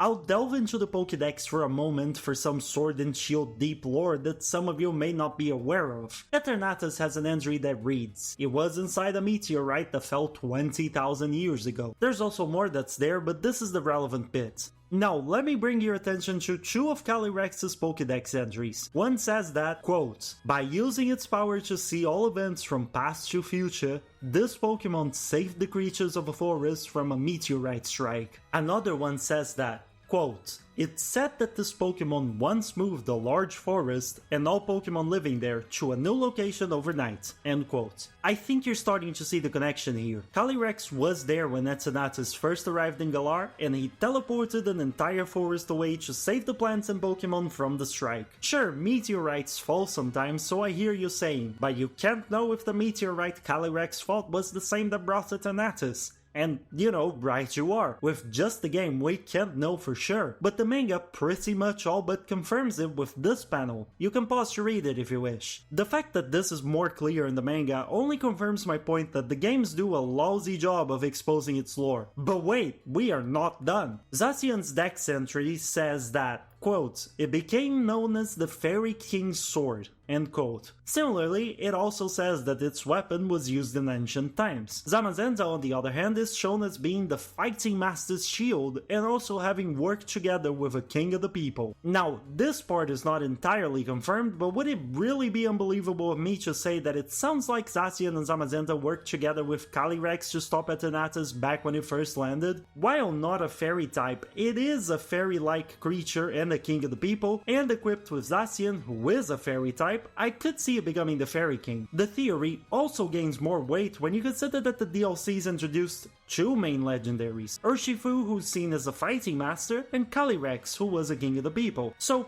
yeah, as you can see, even if this last bit about Zacian and Zamazenta fighting Atenatus alongside Urshifu and Calyrex is not confirmed, the rest of what I said more or less is, and it's just hidden within Pokédex entries. Now, I love Dark Souls, so clearly I have no problem with lore hidden in descriptions, but given that we have a character literally writing a book about the history of the region, the omission of vital parts of the Galarian history just adds to Sonia's wasted potential, making her seem rather incompetent, really. And the solution is, once again, simple. Just add her to the Crown Tundra's storyline. She's already there, so all that needs to be done is for her to join us in the Calyrex questline and get the information about what happened straight from the source. And while we're in the subject of the game putting important information in the decks, there's also a lot of world building hidden in the league cards. That's fine because mostly it's all trivia, such as Nessa working a second job as a model. However, it would have been nice to see some of this information incorporated into the story. For example, did you know Peony is Rose's brother? In the manga, they actually put this information to good use by having Peony wanting to apologize to the main characters for his brother's actions. It wouldn't change or fix the story, mind you, but small details matter when building a coherent tale, so this is the sort of thing that would have been nice to see instead of having to find it hidden in league cards. And this is just one example to make my point, but there is a lot more I could delve into. I won't though, because it's been like 25 minutes and I still have a lot of wasted potential to talk about. I will close the section off, however, by saying that I do like Sonia as a character, and it's really cool to have someone in the journey that's interested in the history of a region. It's just a shame that there was a lot she didn't discover, leaving her book and research incomplete. Sonia deserves better, man, and so do Leon and Rose for that matter. Anyway, let's talk about something fun for once. Exploration. One of the things I love the most about playing and beating Pokemon games has got to be exploring the cool regions the developers craft. What I like the most specifically is actually exploring the optional locations that are hidden around the world. You know, dungeons and side locations like the power plant in Gen 1 or the old chateau in Gen 4. Places that, on a normal playthrough, you have to somewhat pay attention to find and which hold powerful, unique Pokemon inside. Coincidentally, in both examples they are electric types, but I promise you can find lots of different types throughout the generations. And I gotta say, I wonder what sort of secret dungeons we can find in Sword and Shield. Wait, what do you mean by none? Well, the fun lasted a single paragraph. Now I'm angry, disappointed, and ready to rant about the radiant design of Galar. I'll ignore the mess of rectangles that is the Galar map and focus on the more severe issues the region has. I will also, however, show the image of the complete Galar map here so that you can take a look. I don't know about you, but I just find it ridiculous. Anyway, onto the important stuff. The secret dungeons thing that I just talked about may have been written as a bit of a joke, but it does spoil, I guess you could say, my main issue with the region. When you beat the story, you've seen all there is to see. I'm not kidding, the main story takes you through the entirety of the map. Some of you might be okay with that and even prefer it this way, but as a person who always went back and explored entire regions again as soon as I got a new HM, this is just depressing. Whereas in Brilliant Diamond and Shining Pearl I was headed back to explore Fuego Ironworks, an entire dungeon, as soon as I got Surf, or the old chateau as soon as I got Cut. Here all you get are a few items and secret Pokemon in very few locations that are hidden via Surf specifically, like this wild obstacle near Magnolia's house. The DLCs do little to alleviate this issue as well. They did give us wild areas with a lot more to see than the base game, and there were items and things to seek out within these areas, but it's still nothing like what I'm talking about here. No dungeons, not much in terms of secrets or interesting things to see, just Digletts to find. And don't get me wrong, that's better than nothing, but still not what we're really used to from, most other Pokemon titles. In fact, I would even go as far as to say that there are no dungeons at all. Every single opportunity the game had to give us an interesting dungeon was just wasted, and there was so much potential. In Crown Tundra, we have the Reggies, right? I understand it was a reference to Gen 3, but what if there was more to them than just a puzzle to open the door? Or the worst example of wasted potential in the dungeons, Rose Tower. Do you remember in Gen 1 when we invaded Silph to deal with Team Rocket? How there were multiple floors of teleporting puzzles, lots of trainers to deal with, and plenty of goodies to find? Rose Tower, the first part of the climax of the game, is literally just an elevator ride. Why? Who even likes elevator sequences in video games? They could have revolved around the elevators, sure, but make it so the elevator stopped every few floors because Macross Cosmos morons cut the power and have you go out to deal with that nonsense and explore the tower in the process. Maybe even ride the elevator for a bit, but stop halfway because they shut off the power, resulting in you having to fight through office cubicles and stairways like a damn Yakuza game until you reach the top. That would give us a proper endgame dungeon feel. Or maybe just turn the power plant into a dungeon, because that too only has you take an elevator to reach Rose and then another to reach Eternatus. It's so dull that I can't in good conscience understand what the developers were thinking. In fact, they probably weren't thinking. Now, I hear some of you asking, well, but why are you ignoring the dungeons that were in the game? Galar Mine, for example. Well, if we're counting caves as dungeons, I have to concede that I still strongly disagree with you, Mr. Smartass. Galar Mine 1 and 2, and whichever other cave you could find in these games, were absolutely sorry excuses for dungeons. Compare them to Mount Coronet or Mount Moon, for example, and you'll see what I mean. Or even that one cave in Johto that has multiple levels and the Lapras waiting for you at the end if you go on a certain day of the week.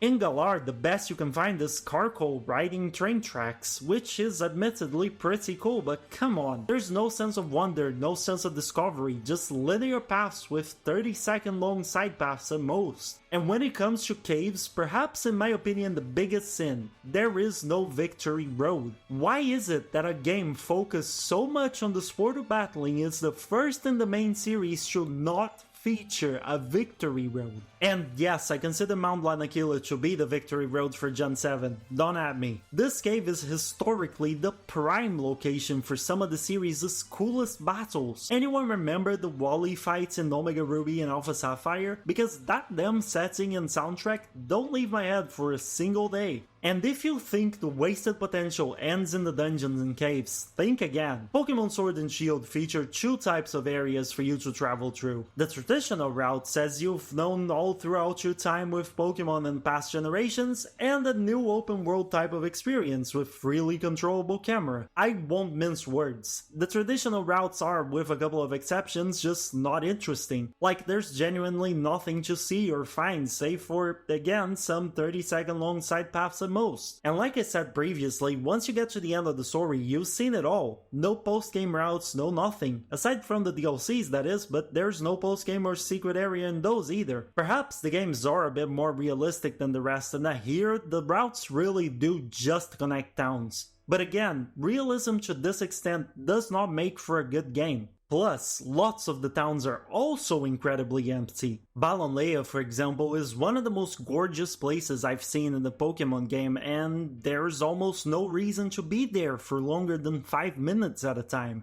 And don't even get me started on Spikemuth. Literally just a corridor. I know this has been an issue with lots of other games in the series, but as long as it remains an issue, I'll keep talking about it, damn it.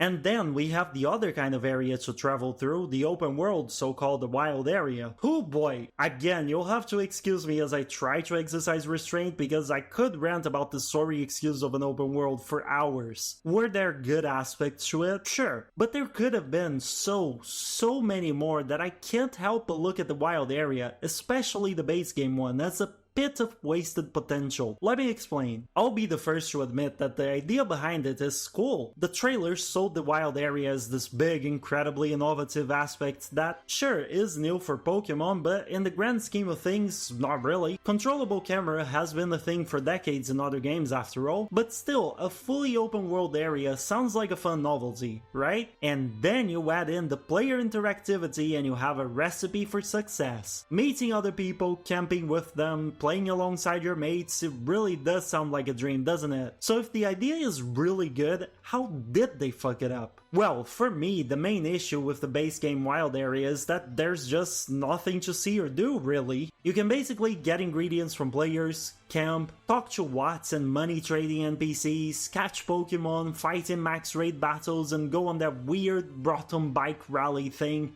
And that's about it. You might find that fun, and I won't say you're wrong. It is fun, and there is a bit to do. But at least for me, there's not enough, and it wasn't fun for long. When you craft an open world, there's just so much you can do that it feels almost insulting that Gamefreak settled for the bare minimum. If you need evidence, just look at other open world titles on the Switch. We have the Xenoblade series with tons of side quests, lots of which are interesting, at least in the second and third titles. They also have intricate biomes with unique vistas for you to find, and even hidden teleport points in gorgeous locations that require you to have multiple traversal skills to access. And of course, you can find resources of all kinds that you can then use in crafting, upgrading equipment, etc. None of this is innovative either, by the way, but rather a result of years of evolution in the open world style of gameplay. It's like Gamefreak decided to ignore all these improvements that other games found in the past decade or two, which is frustrating. Sticking to the Xenoblade comparison, imagine if, in the wild area, you had lots of places you needed specific types in your party to access. For example, a thick jungle with a secret path up to the top of the tallest tree. You'd have to pay attention to your surroundings, find this path, and then use a flying Pokemon's ability to carry you up branches or across gaps. And this is really just one example. Another idea is environmental puzzles. Look at Breath of the Wild or Tears of the Kingdom, for example. Both are fully open world titles that are on the same hardware, and yet they look and play much better than Sword and Shield. In Zelda, you can find shrines, towers, and most importantly, you can really interact with the world around you by setting fire to trees, knocking them down to build a bridge, etc. Your imagination is what limits you in those games. Meanwhile, in Sword and Shield, I'm pretty sure there's nothing you can interact with in the environment aside from the damn berry trees. Oh, and the raids, of course. How cool would it have been to just walk around and find, I don't know, a temple entrance with unlit torches, then pulling out your Cinderace and using a fire attack to light them up and gain entrance to the temple. Hell, the DLCs even allow you to walk with a following Pokemon, and yet there's still no interaction with the environment. This is the sort of thing that makes an open world feel interesting to explore. The point is, they could have really filled up the wild area with lots of unique things you could find and see, but instead we got one of the most empty open worlds I've ever seen. And do you want to know the fun fact? It could have been even emptier. In an interview for Pokemon's own website, Pokemon.com, Shigeru Omori says, and I quote, "One thing we didn't originally intend to implement in Pokemon Sword and Shield was having Pokemon roaming around in the field." End quote. He goes on to say that Let's Go Pikachu and Eevee inspired the feature because players loved seeing the roaming Pokemon there. I mean, thankfully they did, because can you imagine the wild area without a single Pokemon roaming around? That's almost literally all there is to the open world. I can honestly not fathom that they even consider releasing the game without roaming Pokemon. I shudder to think of what the wild area looked like when they were toying with the idea. Just a barren wasteland with the occasional player phasing in and out of existence if you were playing online. But let's not act like the roaming Pokemon saved the wild area, because they too could have been implemented a lot better. Walking around, I think you'll quickly realize that all Pokemon behave according to a handful of preset, behaviors. Some will run from you, some will attack you, some will come close and look at you, and some will ignore you entirely. If not provoked by you, they just walk around aimlessly. That's it. The problem here is that we know what Pokemon do in the wild thanks to the damn pocket encyclopedia we have, the Pokédex. Take this Bunnelby for example. See how it's hopping around aimlessly? Now look at its dex entry in Sword. It says that it excels at digging holes and can dig a 33 feet deep nest in one night using its ears. So why do we just not really see the digging Pokemon dig? or at least I didn't. But in case I'm being a dumbass and this specific example happens, rest assured that there are many more examples. Here's my favorite one. Have you ever seen a cocoon jumping around while going Super Saiyan? Well, now you have. This is a watt-charged Metapod hopping around like a Scarmony. Now let's look at the Dex entry for Metapod. It says, and I quote, "It is waiting for the moment to evolve. At this stage, it can only harden, so it remains motionless to avoid attack." End quote. Now look at the footage again. Does this Metapod look motionless to you? Certainly doesn't to me. It's bringing so much attention to itself that the only reason a Corviknight doesn't swoop in and take the damn thing is that, as I'm establishing, the wild Pokemon behavior in this game is bare bones. And all they had to do to make it so Metapod behaved like the Dex says it does was stick the damn thing on a tree and call it a day. Look, I understand this may sound incredibly nitpicky to some of you. I understand you may be like, God, all this guy does is bitch about things that don't matter. And yeah, leave it to me to make essays on things that don't really matter in the grand scheme of things. But I would still like to defend my points here and say that this is not as meaningless as some of you think. Pokemon has historically never really been able to show wild Pokemon behavior in the main games. And I mean, how could that happen if Pokemon encounters were hidden inside the grass and past the screen transition into a battle? They didn't show the Pokemon in the overworld. Let's go Pikachu and Eevee were the first one that really had a chance to make it happen, but I understand it not doing so because it wasn't a main game, so probably had a smaller budget and all. But Sword and Shield are main games, and it's incredibly disappointing to see it fumbling this chance to show Pokemon behaving as they should. I'm not even asking to see incredibly detailed animations for every Pokemon like Drifloon kidnapping children for example, but some are incredibly simple. All they had to do with Metapod was make it unable to move. That's it! And the reason why this matters so much to me is because details are what sets apart a good experience from a great experience. A Metapod being stuck to a tree might not matter much by itself because it's a single detail, but then add the Bunnelby digging holes or say traditionally aggressive Pokemon chasing prey around and you start to get a much more lively world. Attentive players would be able to see the care that the development team put into crafting each Pokemon and making their behaviors cohesive with what the Pokédex says. Of course, if this was a smaller team, I'd forgive them for not going through all this effort, but again, this is the world's most profitable media franchise.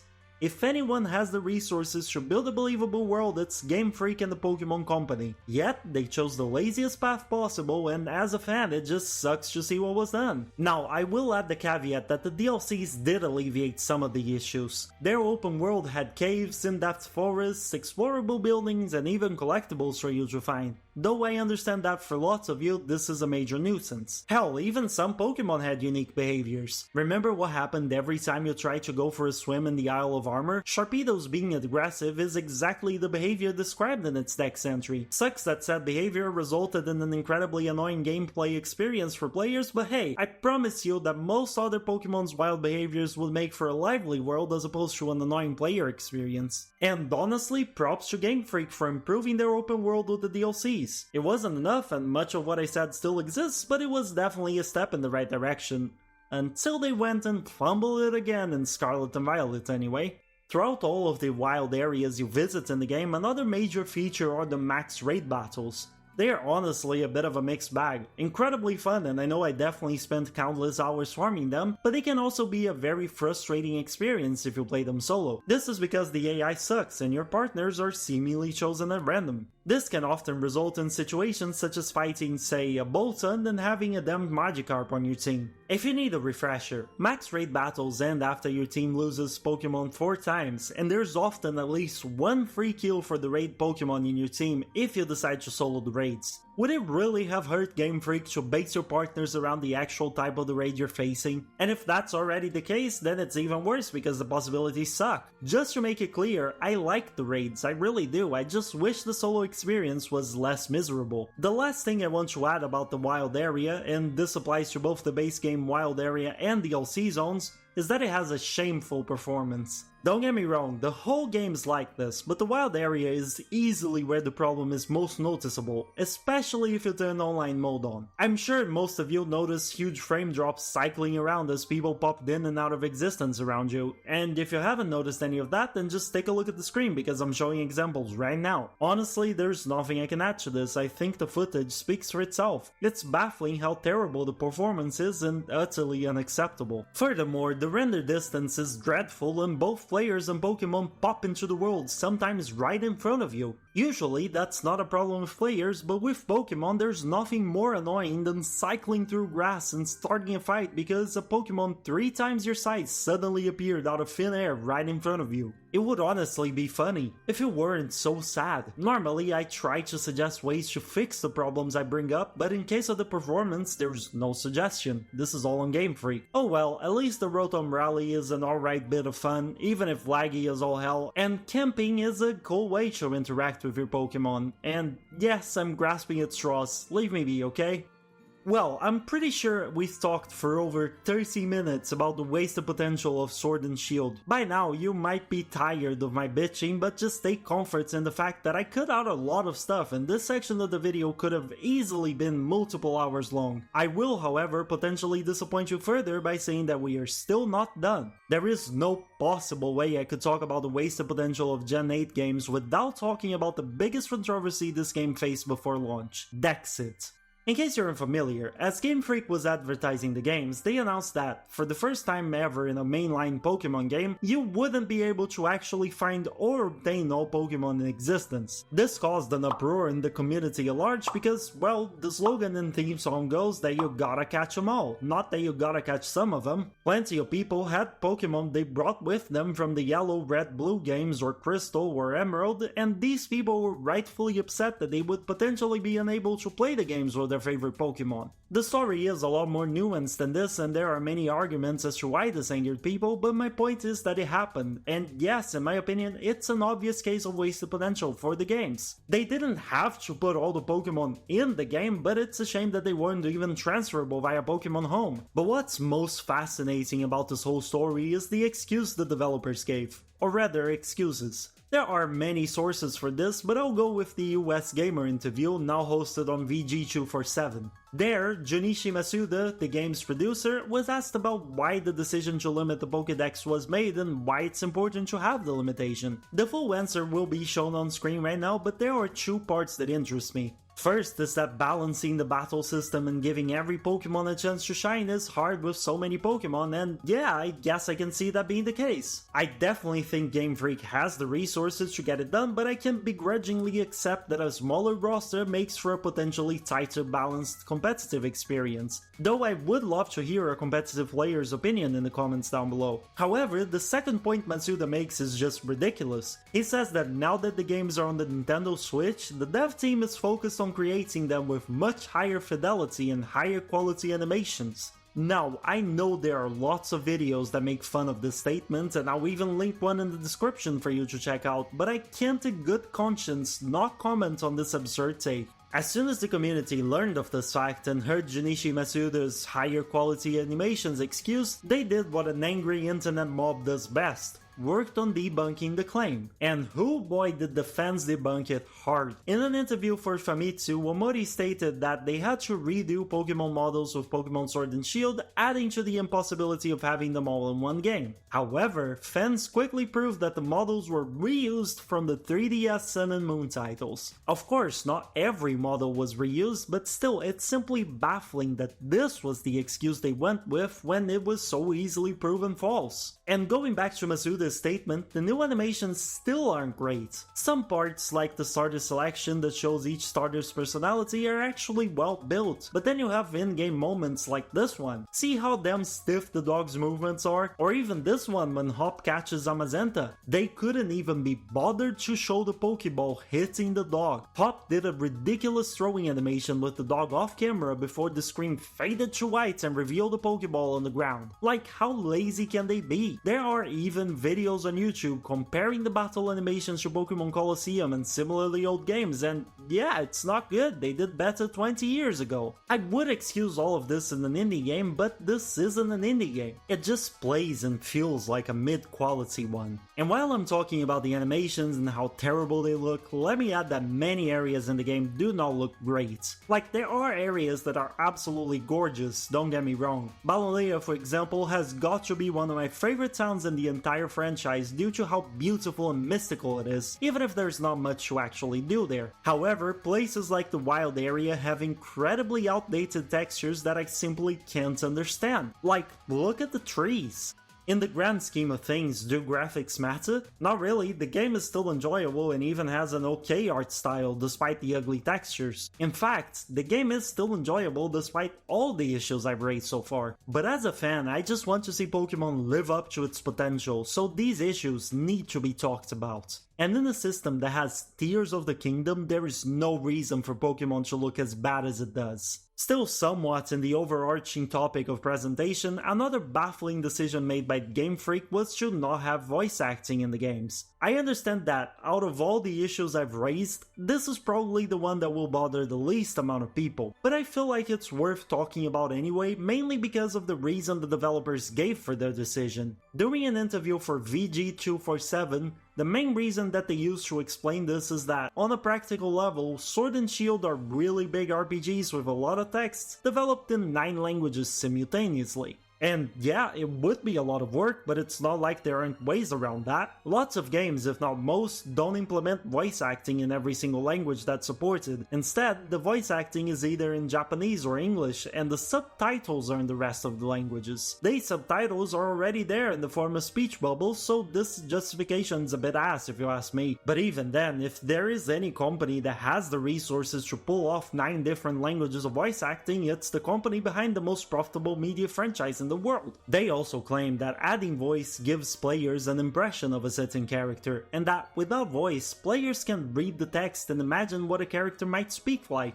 and give them whatever personality they wish. Now, I don't know about you guys, but I certainly can't infer a person's entire personality from their voice. Some of it, sure, such as if a person's currently sad or energetic or whatever, but to me, that adds to the experience instead of taking away from it. That being said though, I'm curious, what do you all think? Would you say voice acting detracts or adds to your enjoyment of any given game? And just to leave the subject on a fun fact, Omori also says in the same interview that they tried to make cutscenes more elaborate than usual and push the new hardware as far as they possibly could. After all we've talked about and the comparisons to other titles on the same hardware, do I really need to say more? I just don't understand why people insist on going on the internet and telling lies, but oh well, at least it gives me plenty to talk about in videos like this. Regardless, until I hear from all of you telling me otherwise, I will keep on finding the decision to not invest in voice acting a very baffling one. And to be honest, baffling decisions is kinda the motto for Sword and Shield.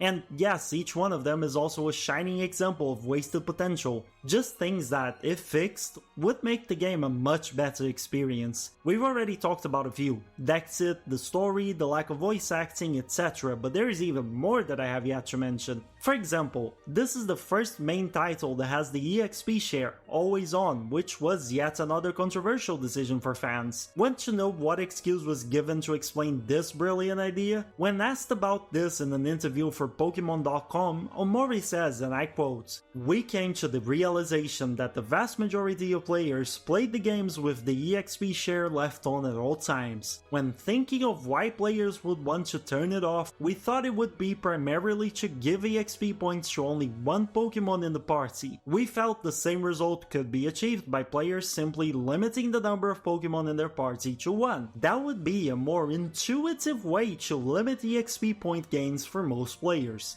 End quote. Makes sense to me, really. There's just one problem. What the actual fuck are you talking about, Mr. Omori? Turning off the EXP share has always been about adding a bit more challenge to your ridiculously easy games. Sure, I could box my entire party and just keep it to one Pokemon at a time, but if you don't see a problem with having to do that, then I don't know what to tell you. First, boxing and unboxing your Pokemon over and over again is in no way, shape or form a more intuitive way to limit EXP like Omori claims. The alternative is entering your bag and toggling an item off. How is that less intuitive than boxing your entire party? And second, their solution also forces you to battle with only one Pokemon on your team. Sure, that's an interesting challenge, but it's also way more masochistic than just wanting one Pokemon at a time to gain EXP while still keeping your team with you. Toggling off the EXP share is an easy middle ground. You keep all 6 in your party, but only those who battle gain EXP.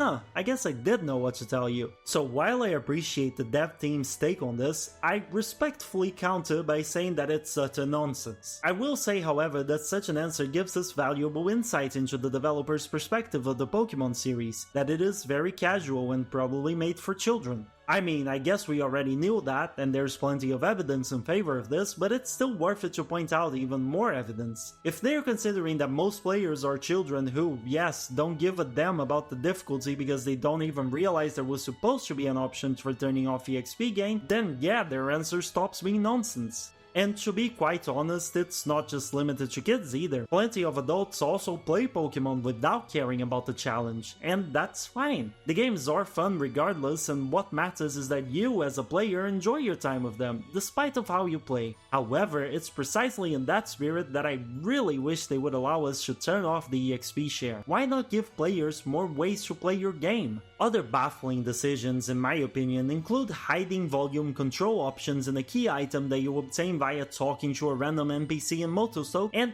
yes, removing Z-moves and Mega Evolutions. The former is simply impossible to defend, but I do understand why they did the latter, to focus on this region's gimmick and help balance in competitive mode. I also believe the folks who play VGC or Smogon enjoyed the removal of Megas and Z-moves, though if anyone watching has an insight on the competitive community and how they reacted to this, I would love to hear it. But personally, as a casual player, I love the Megas and it was a major disappointment to see them gone. And spoilers, but the anime shows us precisely not only how the games could have incorporated these mechanics, but also how much better, at least in terms of the PvE content, the games would have been if they had done so. But I'll shelf the discussion for now because I'll talk about the anime really soon. Just know that there's a lot that could have been done with Megas and Z-moves had they been in the game. The actual last bit of wasted potential that I want to bring up is that the games just give off a vibe that no care was put into them, at least in some areas. Basically everything we've talked about so far contributes to this feeling, but it goes down to even the smallest details. One of the things that caught my eye when I started playing Sword and Shield was actually that there was no prelude to your character creation.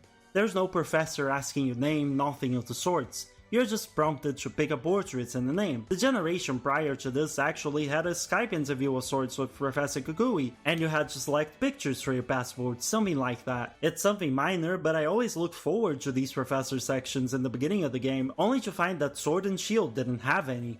Another detail that caught my eye was pretty much the lack of backgrounds for lots of fights, with the developers choosing instead to make the arenas a colored blur. It just reeks of cut corners in development, and it's just, I don't know, sad I guess, and very disappointing. I'd best drop the wasted potential discussion for now though. It's been dozens of minutes of the subject, and I think by now I've managed to convey the biggest disappointments in the game, as well as provide proof of their existence and how the developers could possibly fix each issue. However, I purposefully refrained from talking about the two smoking guns that prove how much better the games could have been, until now. Yes, I'm talking about the supporting media, Sword and Shield arc of the anime and manga, which I watched and read just for this video. There were also the web series Twilight Wings and even an episode dedicated to Leon in Pokemon Evolutions, but the first two are the ones that matter the most for the discussion. All that said, let's start with the anime.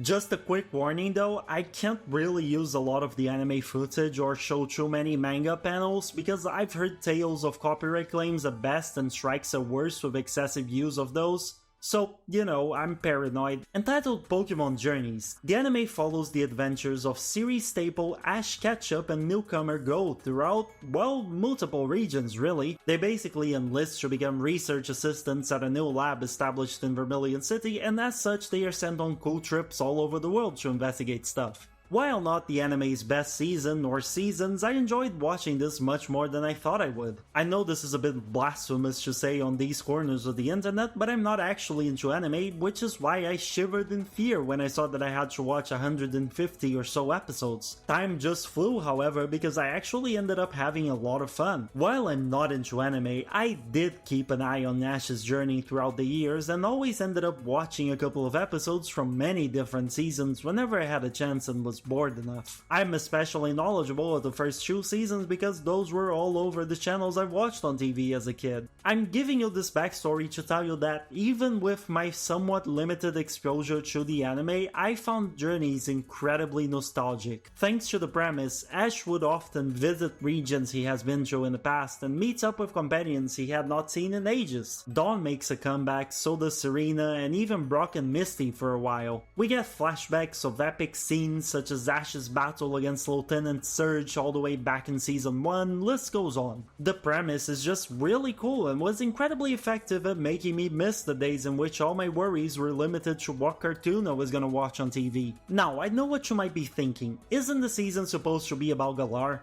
And yeah, I thought so too, but no. Galar is just one more destination, but also the backdrop to the overarching story. While Ash and Go are helping in the lab, they also have their own individual goals. Go wants to catch Mew and Ash, well, Ash wants to beat Leon in an official match. Turns out our boy is in luck though, because as he first gets to Galar, he finds out that the Pokémon World Championships, which are a competition to determine the strongest trainer in the world, are starting. Naturally, Ash joins the fray. The way both goals work are awesome. For Go, he has to work alongside characters like Gary, yeah, that Gary, in wild trial missions to be selected for Project Mew, a group that's chasing the Pokemon. Some missions include catching a Reggie and even fighting in a battle royale. It's honestly really cool. As for Ash's tournament, it's in my opinion the highlight of the anime. Here's how it works. You start a low rank and you have to invite other low ranked participants to fight in official matches. If you get close to one of them, your Rotom phone lets you know that you have someone you can invite for a match. Win the match and your rank goes up. Given Ash and Go's very job description, he ends up finding people all over the world to fight. Then, once you get to the top 1000 in the world, you start to move up to other classes, from normal to great, great to ultra, ultra to masters, which are the top 8 in the world. At the end of the predetermined time period for these preliminaries, the top 8 are selected to fight in a final bracket based tournament. If you don't want spoilers, maybe skip this section of the video now, but basically Ash gets to the top 8 alongside all champions from other regions, Cynthia, Lance, Steven Stone, etc., and Alan. After working his way through the brackets, he faces Leon in one of the most hype matches I've ever seen and takes the title of Best Trainer home. It's cathartic almost to see Ash get so far after decades, yet when Gary asks him if he feels like he's finally become a Pokemon Master, he still doesn't know the answer. Never change, Ash. And just some trivia, this is actually the last anime with Ash as a protagonist, at least for now. Shame really, though if you are an avid anime watcher, I'm curious to hear from you. Do you think retiring Ash was a good move? Are you enjoying the new series? So, how does this all relate to the wasted potential of Pokémon Sword and Shield? Well, remember when I said that the anime showed how the games could have kept Z-moves and Megas? It's time to unshelf per se that discussion. The World Championships have one rule that states that as you play a match, you can only use one of the gimmicks: Mega Pokemon, Z-move, or Dynamax. If you use one, usage of another results in you being disqualified. It was really cool to try to guess what Ash would end up using, as he has access to all 3, and it often didn't disappoint. Similarly, it was an incredible moment when, at the final match, Leon told Ash to disregard that regulation and go for all 3 gimmicks so that he knew Ash was giving him and the audience the best possible fight. In terms of the games, I understand that it might be tough to mix and match all the gimmicks. Imagine a Mega Lucario Dynamaxing, or hell, a Mega Charizard X Gigantamaxing. How would that even work? I imagine this is the sort of reason why Gamefreak removed the previous gimmicks, but really all they had to do was limit their usage to one within the team. Use one and the others can't be used.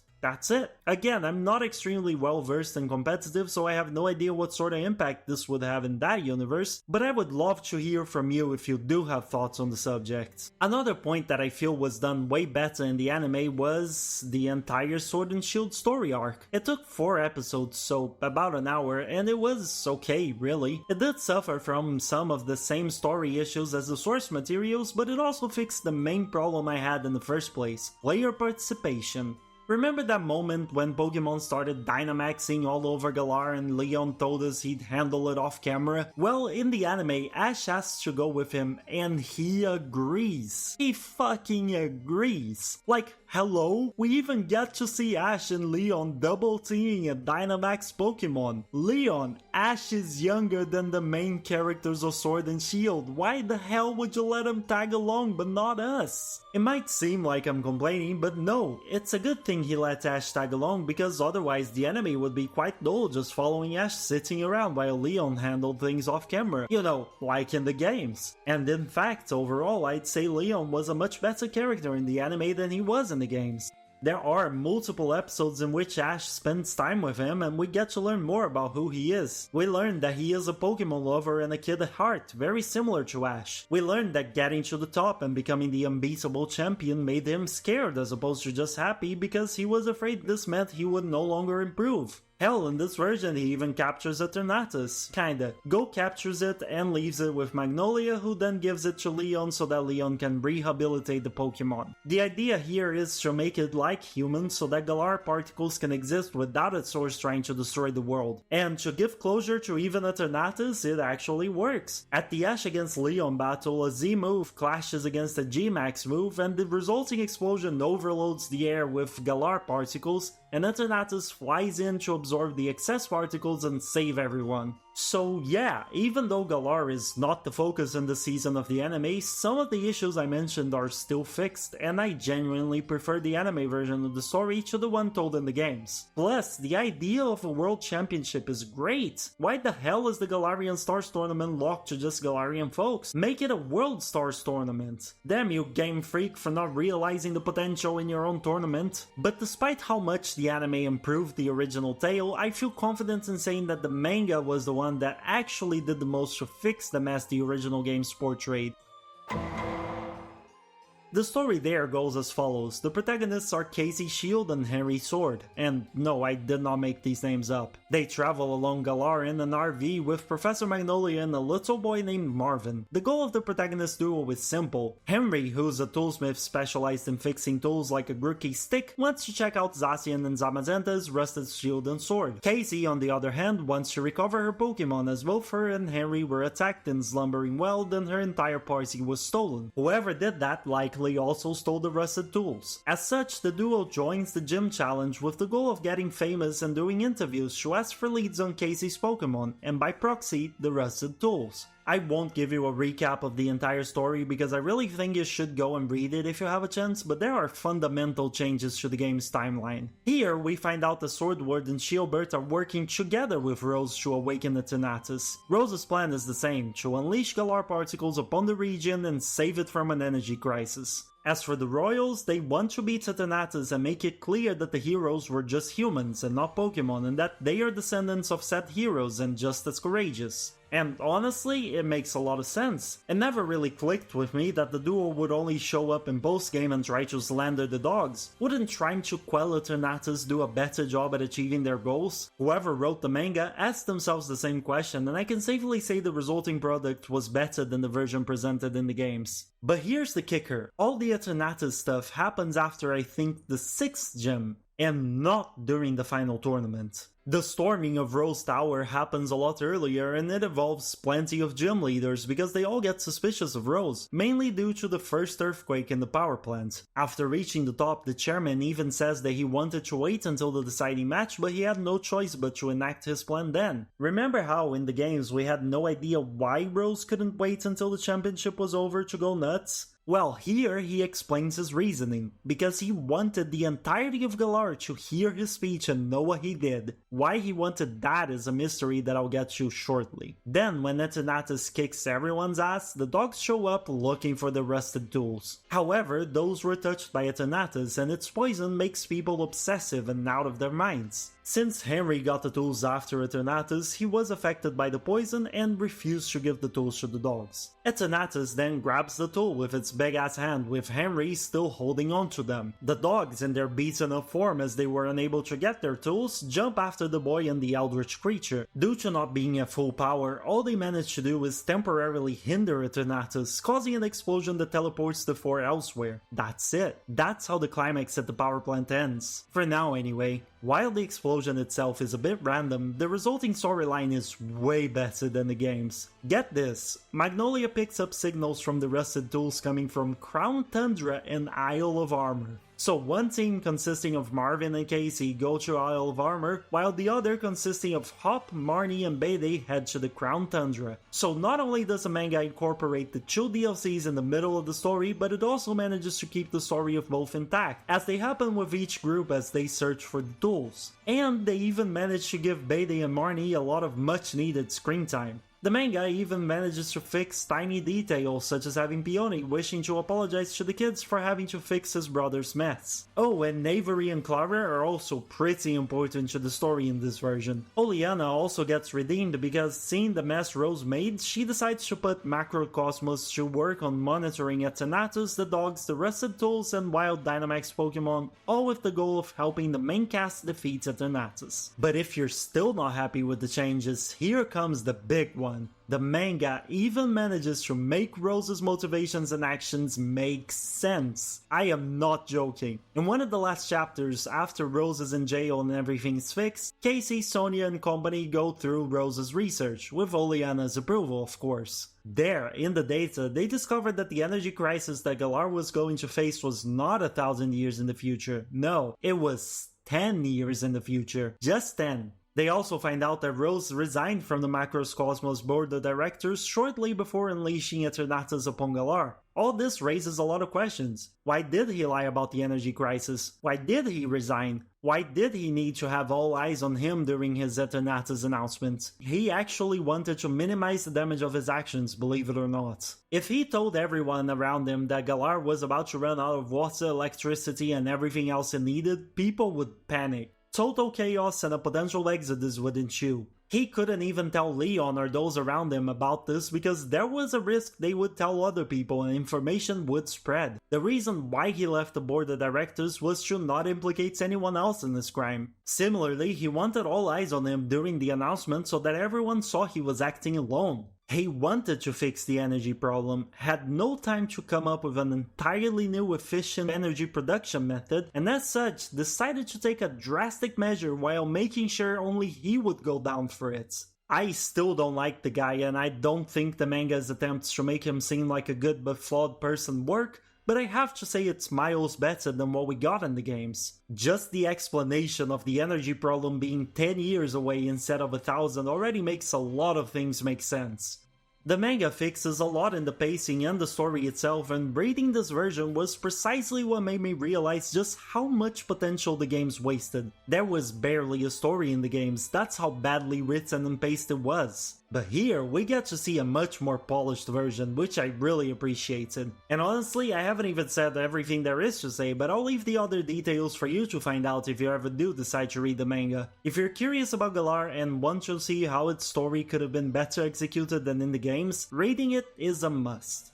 So to recap, the manga did a better job with Sword and Shield's motivations and actions, Rose's motivations and actions, the DLCs which were incorporated into the main story, Marnie and Bede as they got more time to shine, the fallout of the Eternatus event with Macrocosmos and its redemption, list goes on. Do you see now why I said that the anime and especially the manga are concrete evidence of how much is missing from the games? The potential is there, all these works are based on the games, but unfortunately the potential is utterly wasted, left instead to flourish in supporting media, which is simply not enough. And with that, we've reached the end of the section about the wasted potential in these games. Don't get me wrong, the manga and anime and other media don't fix all the issues, and questions such as what caused the darkest day 3000 years ago still remain. But they do vastly improve the story, and it's depressing to see such an interesting region scattered throughout so many forms of media, with the game being the worst. Even Oleana gets a backstory in Twilight Wings that explains her insane devotion to Rose. As I said, there's more I could talk about, but I've already managed to put down my main arguments here, so I'll leave the section there for now. But worry not, as this video is far from over. See, while I made a great effort to point out the many ways in which Sword and Shield fall short of being a good experience, I would be remiss not to mention that the games also did many things right. I genuinely think that you can't just criticize what needs to be improved without complimenting what is being done right. So with that in mind, welcome to a section about the realized potential of Pokémon Sword and Shield.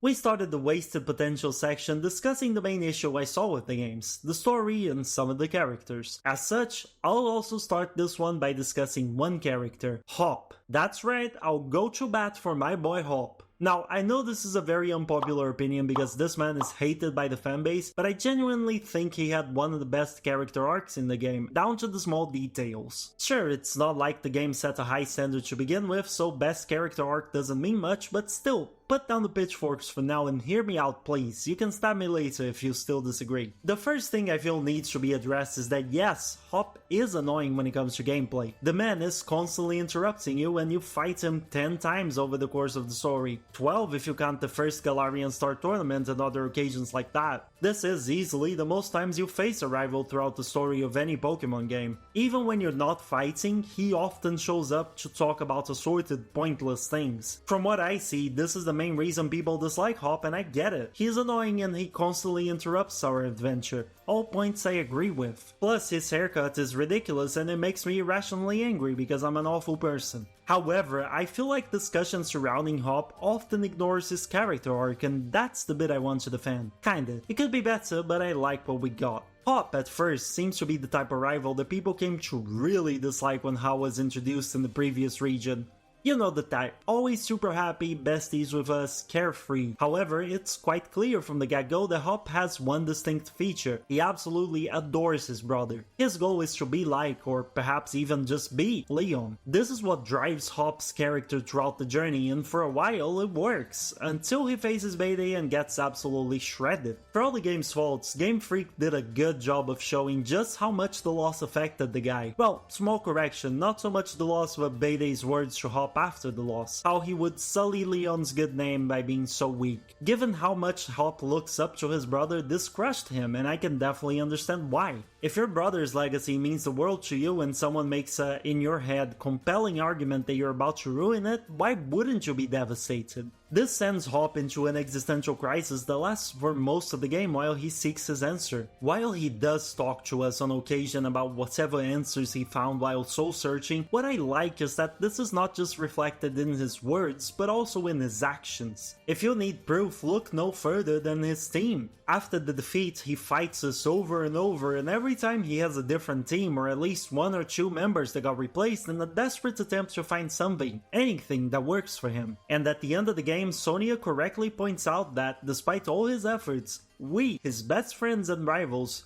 beat the unbeatable champion and managed to achieve his objective. As someone that has a bit of experience in the field, it can be crushing to lose your dream, which is why Hop acts up and completely loses his confidence at the end of the game. He defined himself by his goal, and seeing it snatched from him by his best friend because he was simply not good enough to achieve it has got to hurt. Sure, you can argue that he can simply make a new goal, one to surpass us instead of his brother, but I'd argue it's not the same. Hop didn't grow up looking up to us. He didn't watch every single one of our matches dreaming of the day he could be as good as us. He didn't drive his damn Wooloo into an identity crisis, making you run away to try to become a Charizard over us. And yes, this is a Twilight Wings episode plot. If one person beats the unbeatable champion, the title of unbeatable is no longer valid.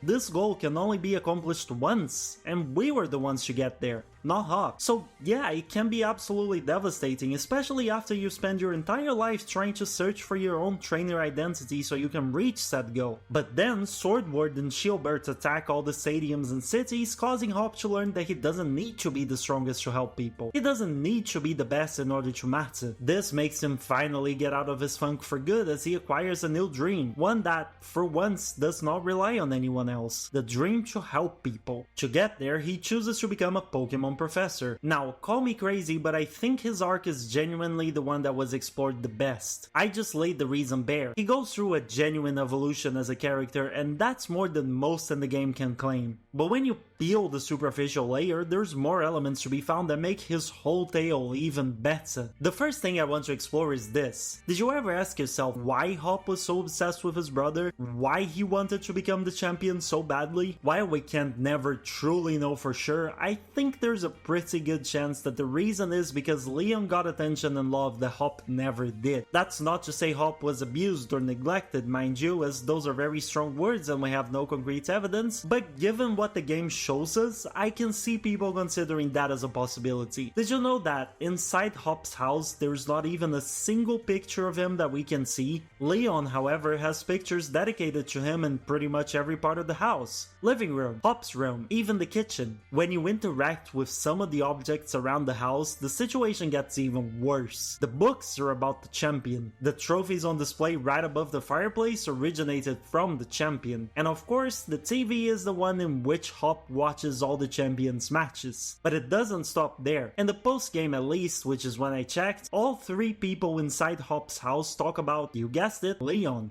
His mom says that it's been forever since Leon's come home and enjoyed a meal, and his, I think, grandma says Leon still doesn't visit despite no longer being the champion. His father is the only one to mention Hop, only to say that now that he set out on a journey, he probably realized Leon is even greater than he had imagined. I cannot fully understand the pain that a person must feel growing up overshadowed by an older sibling, favored by even their family, but I can imagine it must suck, to say the least. And while the game never outright confirms this is the case, I think the circumstantial evidence speaks for itself. Perhaps Hop is loved, just not as valued as Leon. And that has got to be one of the worst things a child can go through. When you consider all this, suddenly his goal of surpassing his brother makes a lot more sense. He idolizes and supports his bro, sure, but in my interpretation he also wants to surpass him and get out of his shadow, even if he himself doesn't realize this. The subconscious can do weird things after all. Even when being insulted by Bayday, the insult used is that he brings shame to Leon's name. If you can't even be insulted without the fact that you're the champion's brother being brought up, then what's left? This is also why it felt like a fitting conclusion to see Hop finally find a dream of his own, one that doesn't involve Leon. It felt like, for once, Hop was stepping out of the shadows and carving a new path for himself instead of following in Leon's footprints in hopes of receiving the same attention he got. Again, none of this is confirmed, but due to his actions, attitude, and state of the house, I can't see other possibilities. Another thing I enjoy about our story with Hop is that it actually acts as a parallel to Leon and Sonia's own story. Throughout the course of the many versions of Leon and Sonia's rivalry, be it anime, manga, games, or web series, we find out that Leon used to lose every single time against her. She was the one wall he could never beat as a kid. In their tale, however, Sonia lost against the gym leader while Leon won and continued going. In the manga, after her loss, she ended up skipping down and vanishing for years without talking to Leon again. This was partly because of shame, but also because she realized she had no love for the battles, while she saw Leon's eyes sparkling every time he started a battle, and as such, she came to the conclusion that battling wasn't for her, and ended up needing to do some soul searching.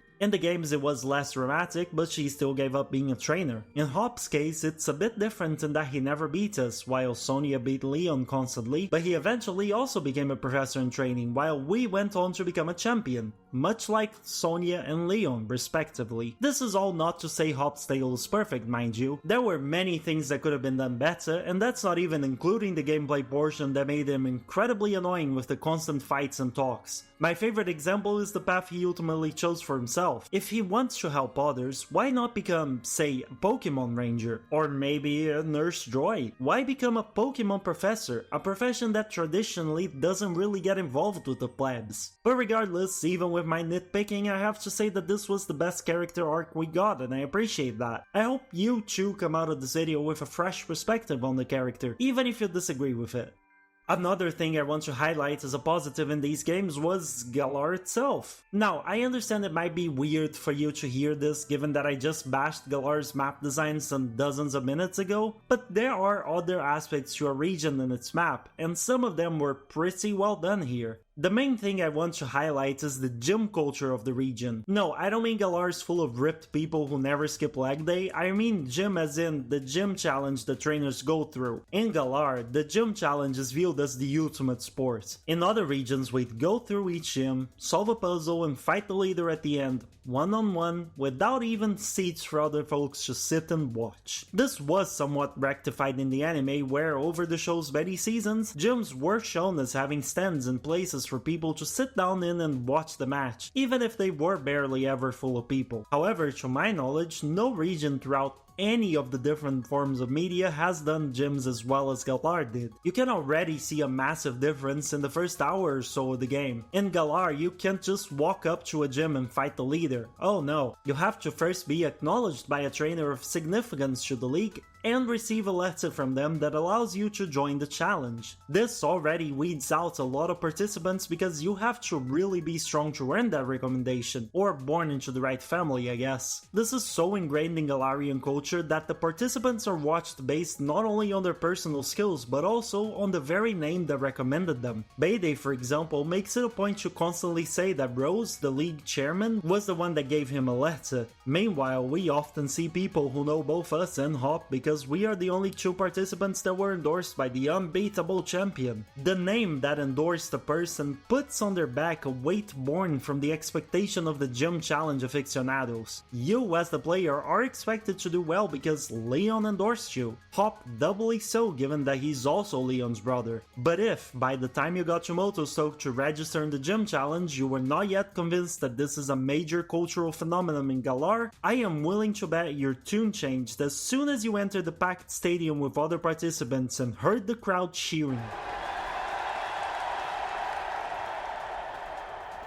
I don't know about you, but seeing Rose's speech, seeing all the gym leaders make their entrance one by one to meet the contestants, and even seeing how Rose was being televised to the entirety of Galar, all that brought a big smile to my face. Gym challenges are a big deal, and the game does a really good job of showing that. But it doesn't stop there. The strength of the gym challenge in Galarian culture is reflected even in the smallest details. Every time you win a new badge, for example, you can catch NPCs talking about how awesome your fight was. At some points in the game, upon leaving or entering certain gym challenge related locations, you can see crowds of people outside cheering you on. Not cheering gym challengers on, mind you, but rather you, the player, specifically. This is because, much like a famous football player, in Galar, trainers that are endorsed by the right people or do well in the challenge also gain a following, and it's really cool to see all this reflected in-game. Hell, if you need more proof, look no further than in countless NPCs that talk about Leon and how much they admire the guy. Like, trust me, there's a lot of dialogue about him, and I mean, how could there not be? He's the biggest celebrity in Galar because he's the unbeatable champion. And if you find any of this excessive or unbelievable, trust me, it isn't. My country, Brazil, is well known for football and it really is almost a religion for some people. I know some Brazilians and Brits for that matter watch my videos, so feel free to confirm this down in the comments. Folks make it a point to even cancel work if it means they get to watch a decisive match for their team. The best players are celebrities, often more famous than most actors and actresses. And from what I hear, football is also the sport that the UK likes the most, so I'd imagine the situation is somewhat similar over there. The packed stadiums, the adoration of specific players, the huge culture surrounding the sport, the many fans that talk about it, all that is, to me, very believable, and it's actually pretty refreshing to see a region that treats battling this seriously. seriously. Team Yell was also created to reflect this culture, believe it or not. On an interview for Eurogamer, when asked about the inspirations for Team Yell, Shigeru Amori says, and I quote, "So, this time around in Pokémon Sword and Shield, there's this kind of sports atmosphere that takes a really large role. And within sports, all sports have fans and some of those fans go overboard. That's something we considered when designing them. We also have this character called Marnie, and this is perhaps something a bit more Japan specific, but you often have idols who have their really hardcore fans who kind of follow them everywhere, and that sort of overzealous fan is also something that this Team Yell has been based on. So that's really where we took inspiration for them from." End quote. The final result ends up being a bit goofy, even though Team Yell does have a deeper lore than most people realize, with it being composed of members of a city that's looked down upon, cheering for their only hope to gain more respect, Marnie. And to some degree, I do appreciate their goofiness. Having Yell members randomly show up and even join the battle arena in the background every time you fight Marnie is hilarious. But despite the final result, it's endearing to see that they went as far as to include the more rowdy crowd that every big sports culture has. Here in Brazil, for example, there's been multiple deaths due to fight between rivaling teams fans, though I'm pretty sure Pokemon wouldn't go that far. And the best part about the gym challenge and the culture surrounding it is, in my opinion, the gym leader fights. The music is incredibly hype.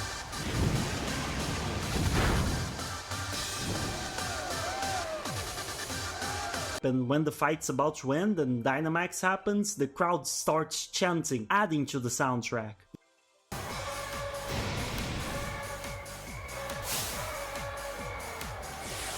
You hear the crowd reacting to major events in the fight, such as Pokemon fainting. You really do feel like you're pumped up to face this incredible challenge with the support of a colossal crowd. Hell, there's even a bunch of sponsors plastered everywhere on the stadium walls. I'd perhaps even go as far as to say that Sword and Shield have some of the best gym battles in the whole series, specifically because of how much effort they put into making it look like a massive event, relevant to not only you as the player, but also to the entire region.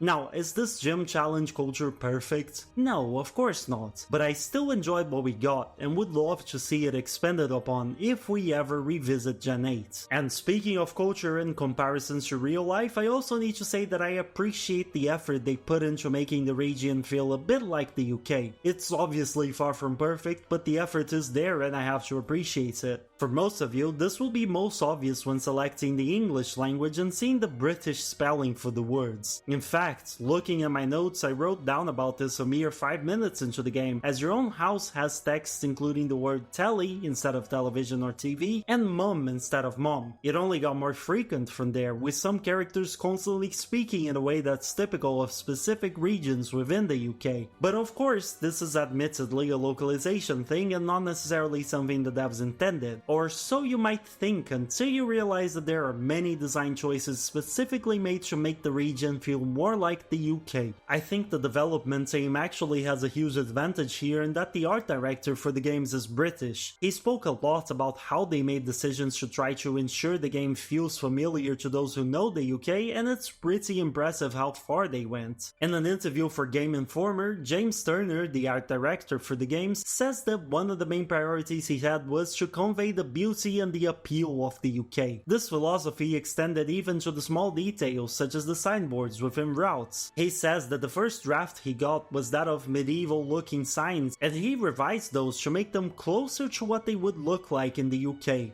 Again, the games obviously differ a lot from the UK in many aspects such as biomes, but I can still appreciate the fact that there seems to have been work put into making it feel familiar to those who know the region. I am, however, curious to hear from those that live or spent a lot of time in the UK. What did you think of Galar? Did you find it a good adaptation of the UK, or did it leave a lot to be desired? What would you say are the best or worst aspects? And perhaps most importantly, do you really eat a ton of curry? I'm half British, but I unfortunately don't have much contact with my British heritage, so I lack these answers. I would really like to hear from those of you that have insights into the matter. And while we're on the topic of design, I would be remiss not to mention the new Pokémon. Sword and Shield introduced a new concept in the form of regional evolutions. You can argue that those are pretty much just an extension of regional forms, and you'd probably be right since most evolve from regional forms of certain Pokémon, but it's still nice to see entirely new evolutions as opposed to the same name but with different appearance or typing than you used to. For example, a Meowth evolves into Persian. While there is an Alolan Persian, in Galar, the Galarian Meowth evolves into an entirely new Pokémon, the Berserker, as opposed to another Persian variant. It's a small difference, but it's still appreciated by me anyway, mostly because I love Obstagoon, which is a Linoon evolution exclusive to Galarian Linoon. I also have to say I'm really fond of most of the new Pokémon designs, though admittedly that is something very personal, so you might fully disagree and think they are all trash. But it's not just the Pokémon design I'm enamored with. While they did fuck up most animations and quite a few textures, I have to say that I did enjoy the trainer animations for some main characters, and for this one random trainer I found in a specific route. The Pokeball throw animations especially show quite a bit of the trainer's personality, as you've been seeing in the video as I say all this. Gordy, the rock-type gym leader for example, literally does a backflip when he tosses his ball. Similarly, the Dynamax animations are also well thought to reflect how each character behaves. Take a look at Rayhan's animation for example. He actually takes a selfie with the huge-ass Pokeball before tossing it, which you may argue is absolutely ridiculous, and it is, but it reflects who Rayhan is, which is a great touch. And that's something important to understand. Lots of the gym leaders have, at least in the games, personalities of a wet noodle, but the battle animations do a good job of representing said personalities, which does mean that yes, if the personality is weak, the animation will be nothing special either. It's tough to represent mediocrity with something good, but those with unique personalities get rewarded with more fitting animations. So yeah, I still think most of the characters needed a lot more time to shine and better developed personalities overall, something the manga provides by the way, but I appreciate the effort that went into translating said personalities into the battles. Also, while I'm talking about trainer animations, I must say that the gym battles have an animation of Ball Guy showing up on the big screens, and that animation reacts to the battle. It's hilarious. In fact, Ball Guy in general is easily the best part of Sword and Shield, much like Larry is the best part of Scarlet and Violet. Don't at me, you all know I'm spitting facts here.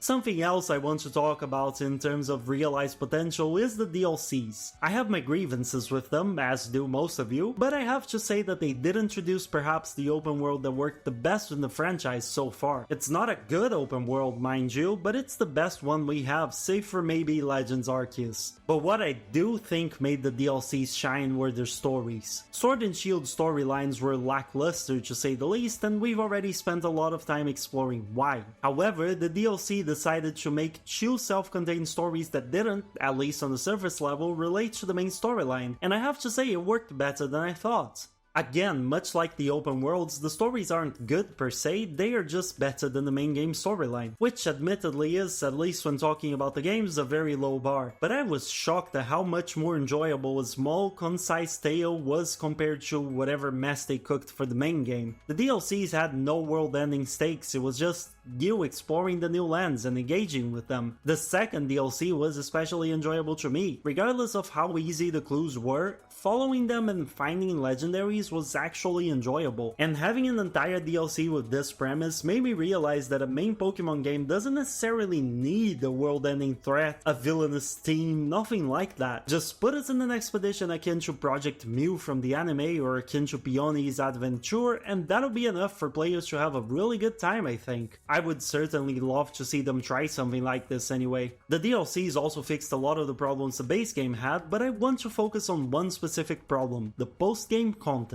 I didn't mention it in the wasted potential section precisely because I think Crown Tundra solved the issue, but the base game's post-game is ridiculously shallow. There's basically a 1 hour long storyline, redoing the final championship, and an easy iteration of the battle tower to go through, though I will admit the music there slaps. And aside from these things and shiny hunting, which is a post-game in all the Pokemon games, there's not much left. or at least I wasn't, until Crown Tundra. Sure, the Isle of Armor helped the issue by introducing long-term goals, like making you go Diglett hunting, which in my opinion is the wrong way to fix post-game drought, and building up the dojo. But the real MVP in fixing the problem was the second DLC, Crown Tundra. Aside from introducing many legends for you to catch, the DLC gave us two main pieces of post-game content, the Galarian Stars tournament and the Max Lair. The former is, at the end of the day, just another championship battle event, but expanded into double battles with any partner of your choice. I feel like there's still a lot of potential yet to be explored here because while it's fun for some time, they could have gone full Pokémon World Tournament and had characters from other regions show up. Hell, they even did that in the anime. But oh well, it's still something new to do post-game. However, the true endgame content is, in my opinion, the Max Lair. I've touched briefly on it when doing my recap, but I think we'd all benefit from a more thorough explanation of what exactly it is. Dynamax adventures that take place in Max Lair are basically a minigame. You get 3 partners, either CPU or actual players, and rental Pokemon that you can choose from a list of 4. Your goal is to choose which path you'll take throughout the minigame to reach a legendary Pokemon awaiting at the end. Each path along the way leads to a raid battle and a choice of a new path after you clear it. Catch the Pokemon and you can swap your rental for it. But only one person per team can claim the Pokemon as a rental, so strategizing is necessary. You can see, after all, the type of the Pokemon you'll face at the end of each path you take, as well as the type of the legendary at the end, so that helps with choosing whether or not to keep a rental. If this explanation seems a bit convoluted, it's because the minigame has a lot to it, but hopefully the explanation makes sense. Now, I don't know about you all, but I had a blast playing this with my friends, and even with randoms. I've always been a sucker for the Battle Factory of old, so seeing a minigame with rental Pokemon brought me a lot of joy. Playing it brought me even more joy. And if that wasn't good enough, the Max Lair also has an increased chance of finding shinies, including the ending legendaries. Needless to say, this quickly turned into my favorite shiny hunting method, and gave me dozens of hours of post-game goodness. I understand, however, that not all of you will be into this sort of stuff, and to you, unfortunately, the DLCs probably don't fix the lackluster post-game content. Hey Gamefreak, this is yet another video in which I beg you to please bring back the Battle Frontier. One last thing I want to mention regarding realized potential is the many quality of life improvements that Sword and Shield brought us. Some, like EXP candies, came from Let's Go Pikachu and Eevee, but it's still really nice to see them being brought over to the main series. We also have the ability to access our box within the team screen, which is an absolutely incredible addition that we should have gotten ages ago, and even autosave, which, yeah, you should leave off probably, but it's still nice to see the option there. But perhaps the area that saw the most improvements was competitive play, which is oddly fitting given that the whole shtick of Galar is competition, strength, and the trainer battles. Sword and Shield did a lot for the competitive crowd and made building your team so easy that even I played ranked matches for a while. Correct me if I'm wrong, but one of the best improvements was the addition of mints, which are items that can change a Pokemon's nature. Previously, you just had to breed for the right nature using a process that got tiring very quickly. Now you can just change it with an item. And the improvements don't stop there. Isle of Armor gave us a way to easily reset our EVs without actually having to rely on berries, and the game introduced moves that are staples even now, at the tail end of Gen 9, such as Scale Shot. And while it was for some people worse than just murdering Pokemon over and over, there was even an alternative way to train your EVs by using the accursed Pokejobs feature and changing your console's time. For games that have serious following on the competitive side, these additions are all very welcome. Are all the pros I mentioned in this section exclusive to Pokémon Sword and Shield? Certainly not. You can find quite a few in other titles too. However, you can also find some of the problems in other titles. I'm not here to name things that are exclusive to Sword and Shield, though there are quite a few of those, but rather my goal is to shout out what needs to be improved and acknowledge what has been done well, regardless of whether or not other titles also need improvements in the same areas or got them right. The open world, for example. If I ever make a video about Legends Arceus or especially about Scarlet and Violet,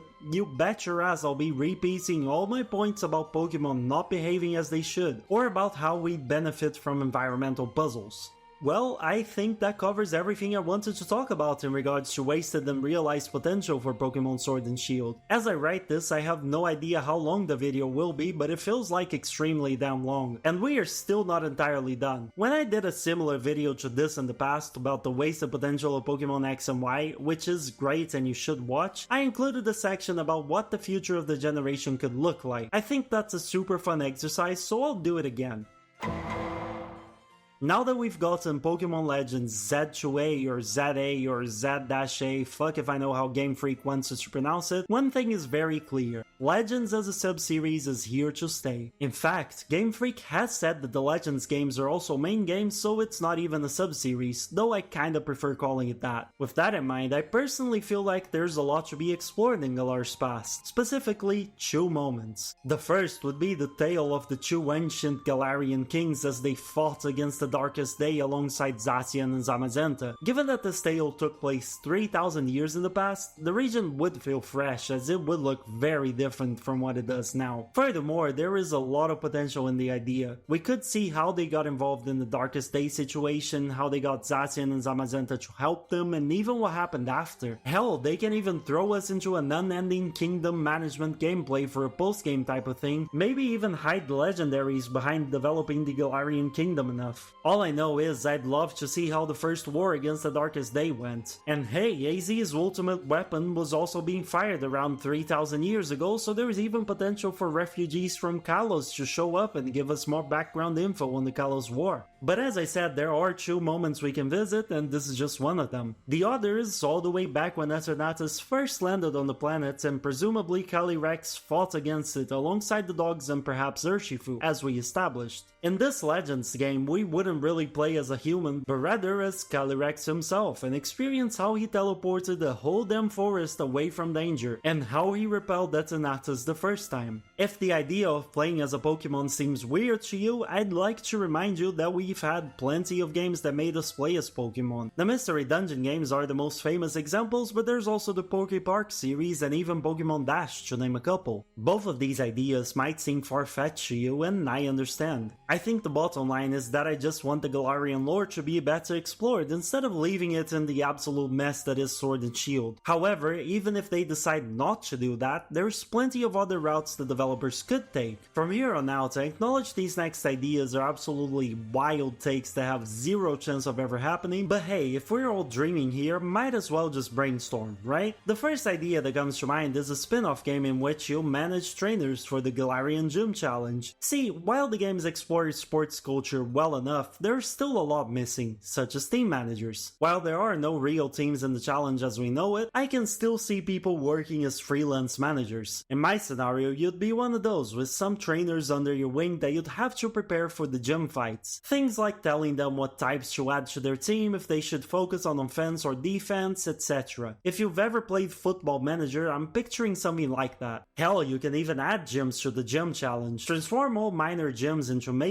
making the gym challenge have 16 major gyms to fight, and make it so organizations can register teams to compete. In this scenario, you as the manager would choose which trainer is best suited for each challenge, and even help each trainer with their own Pokemon roster. Then you add stuff like special rules for certain matches, a world that constantly changes with gym leaders modifying their roster or even types entirely, and you have a pretty replayable experience in which you try to increase your reputation as a manager by getting teams as close to the top as possible. But my wild ideas do not end there. We can have a damn Cooking Mama style game with the curry cooking of Gen 8 and sandwich making of Gen 9, except like 1,000 times more fun because they sorta suck right now, as well as other types of food. Make me craft the damn malasadas how love so much. And most importantly, get me someone to say, "Wow, even better than Mama!"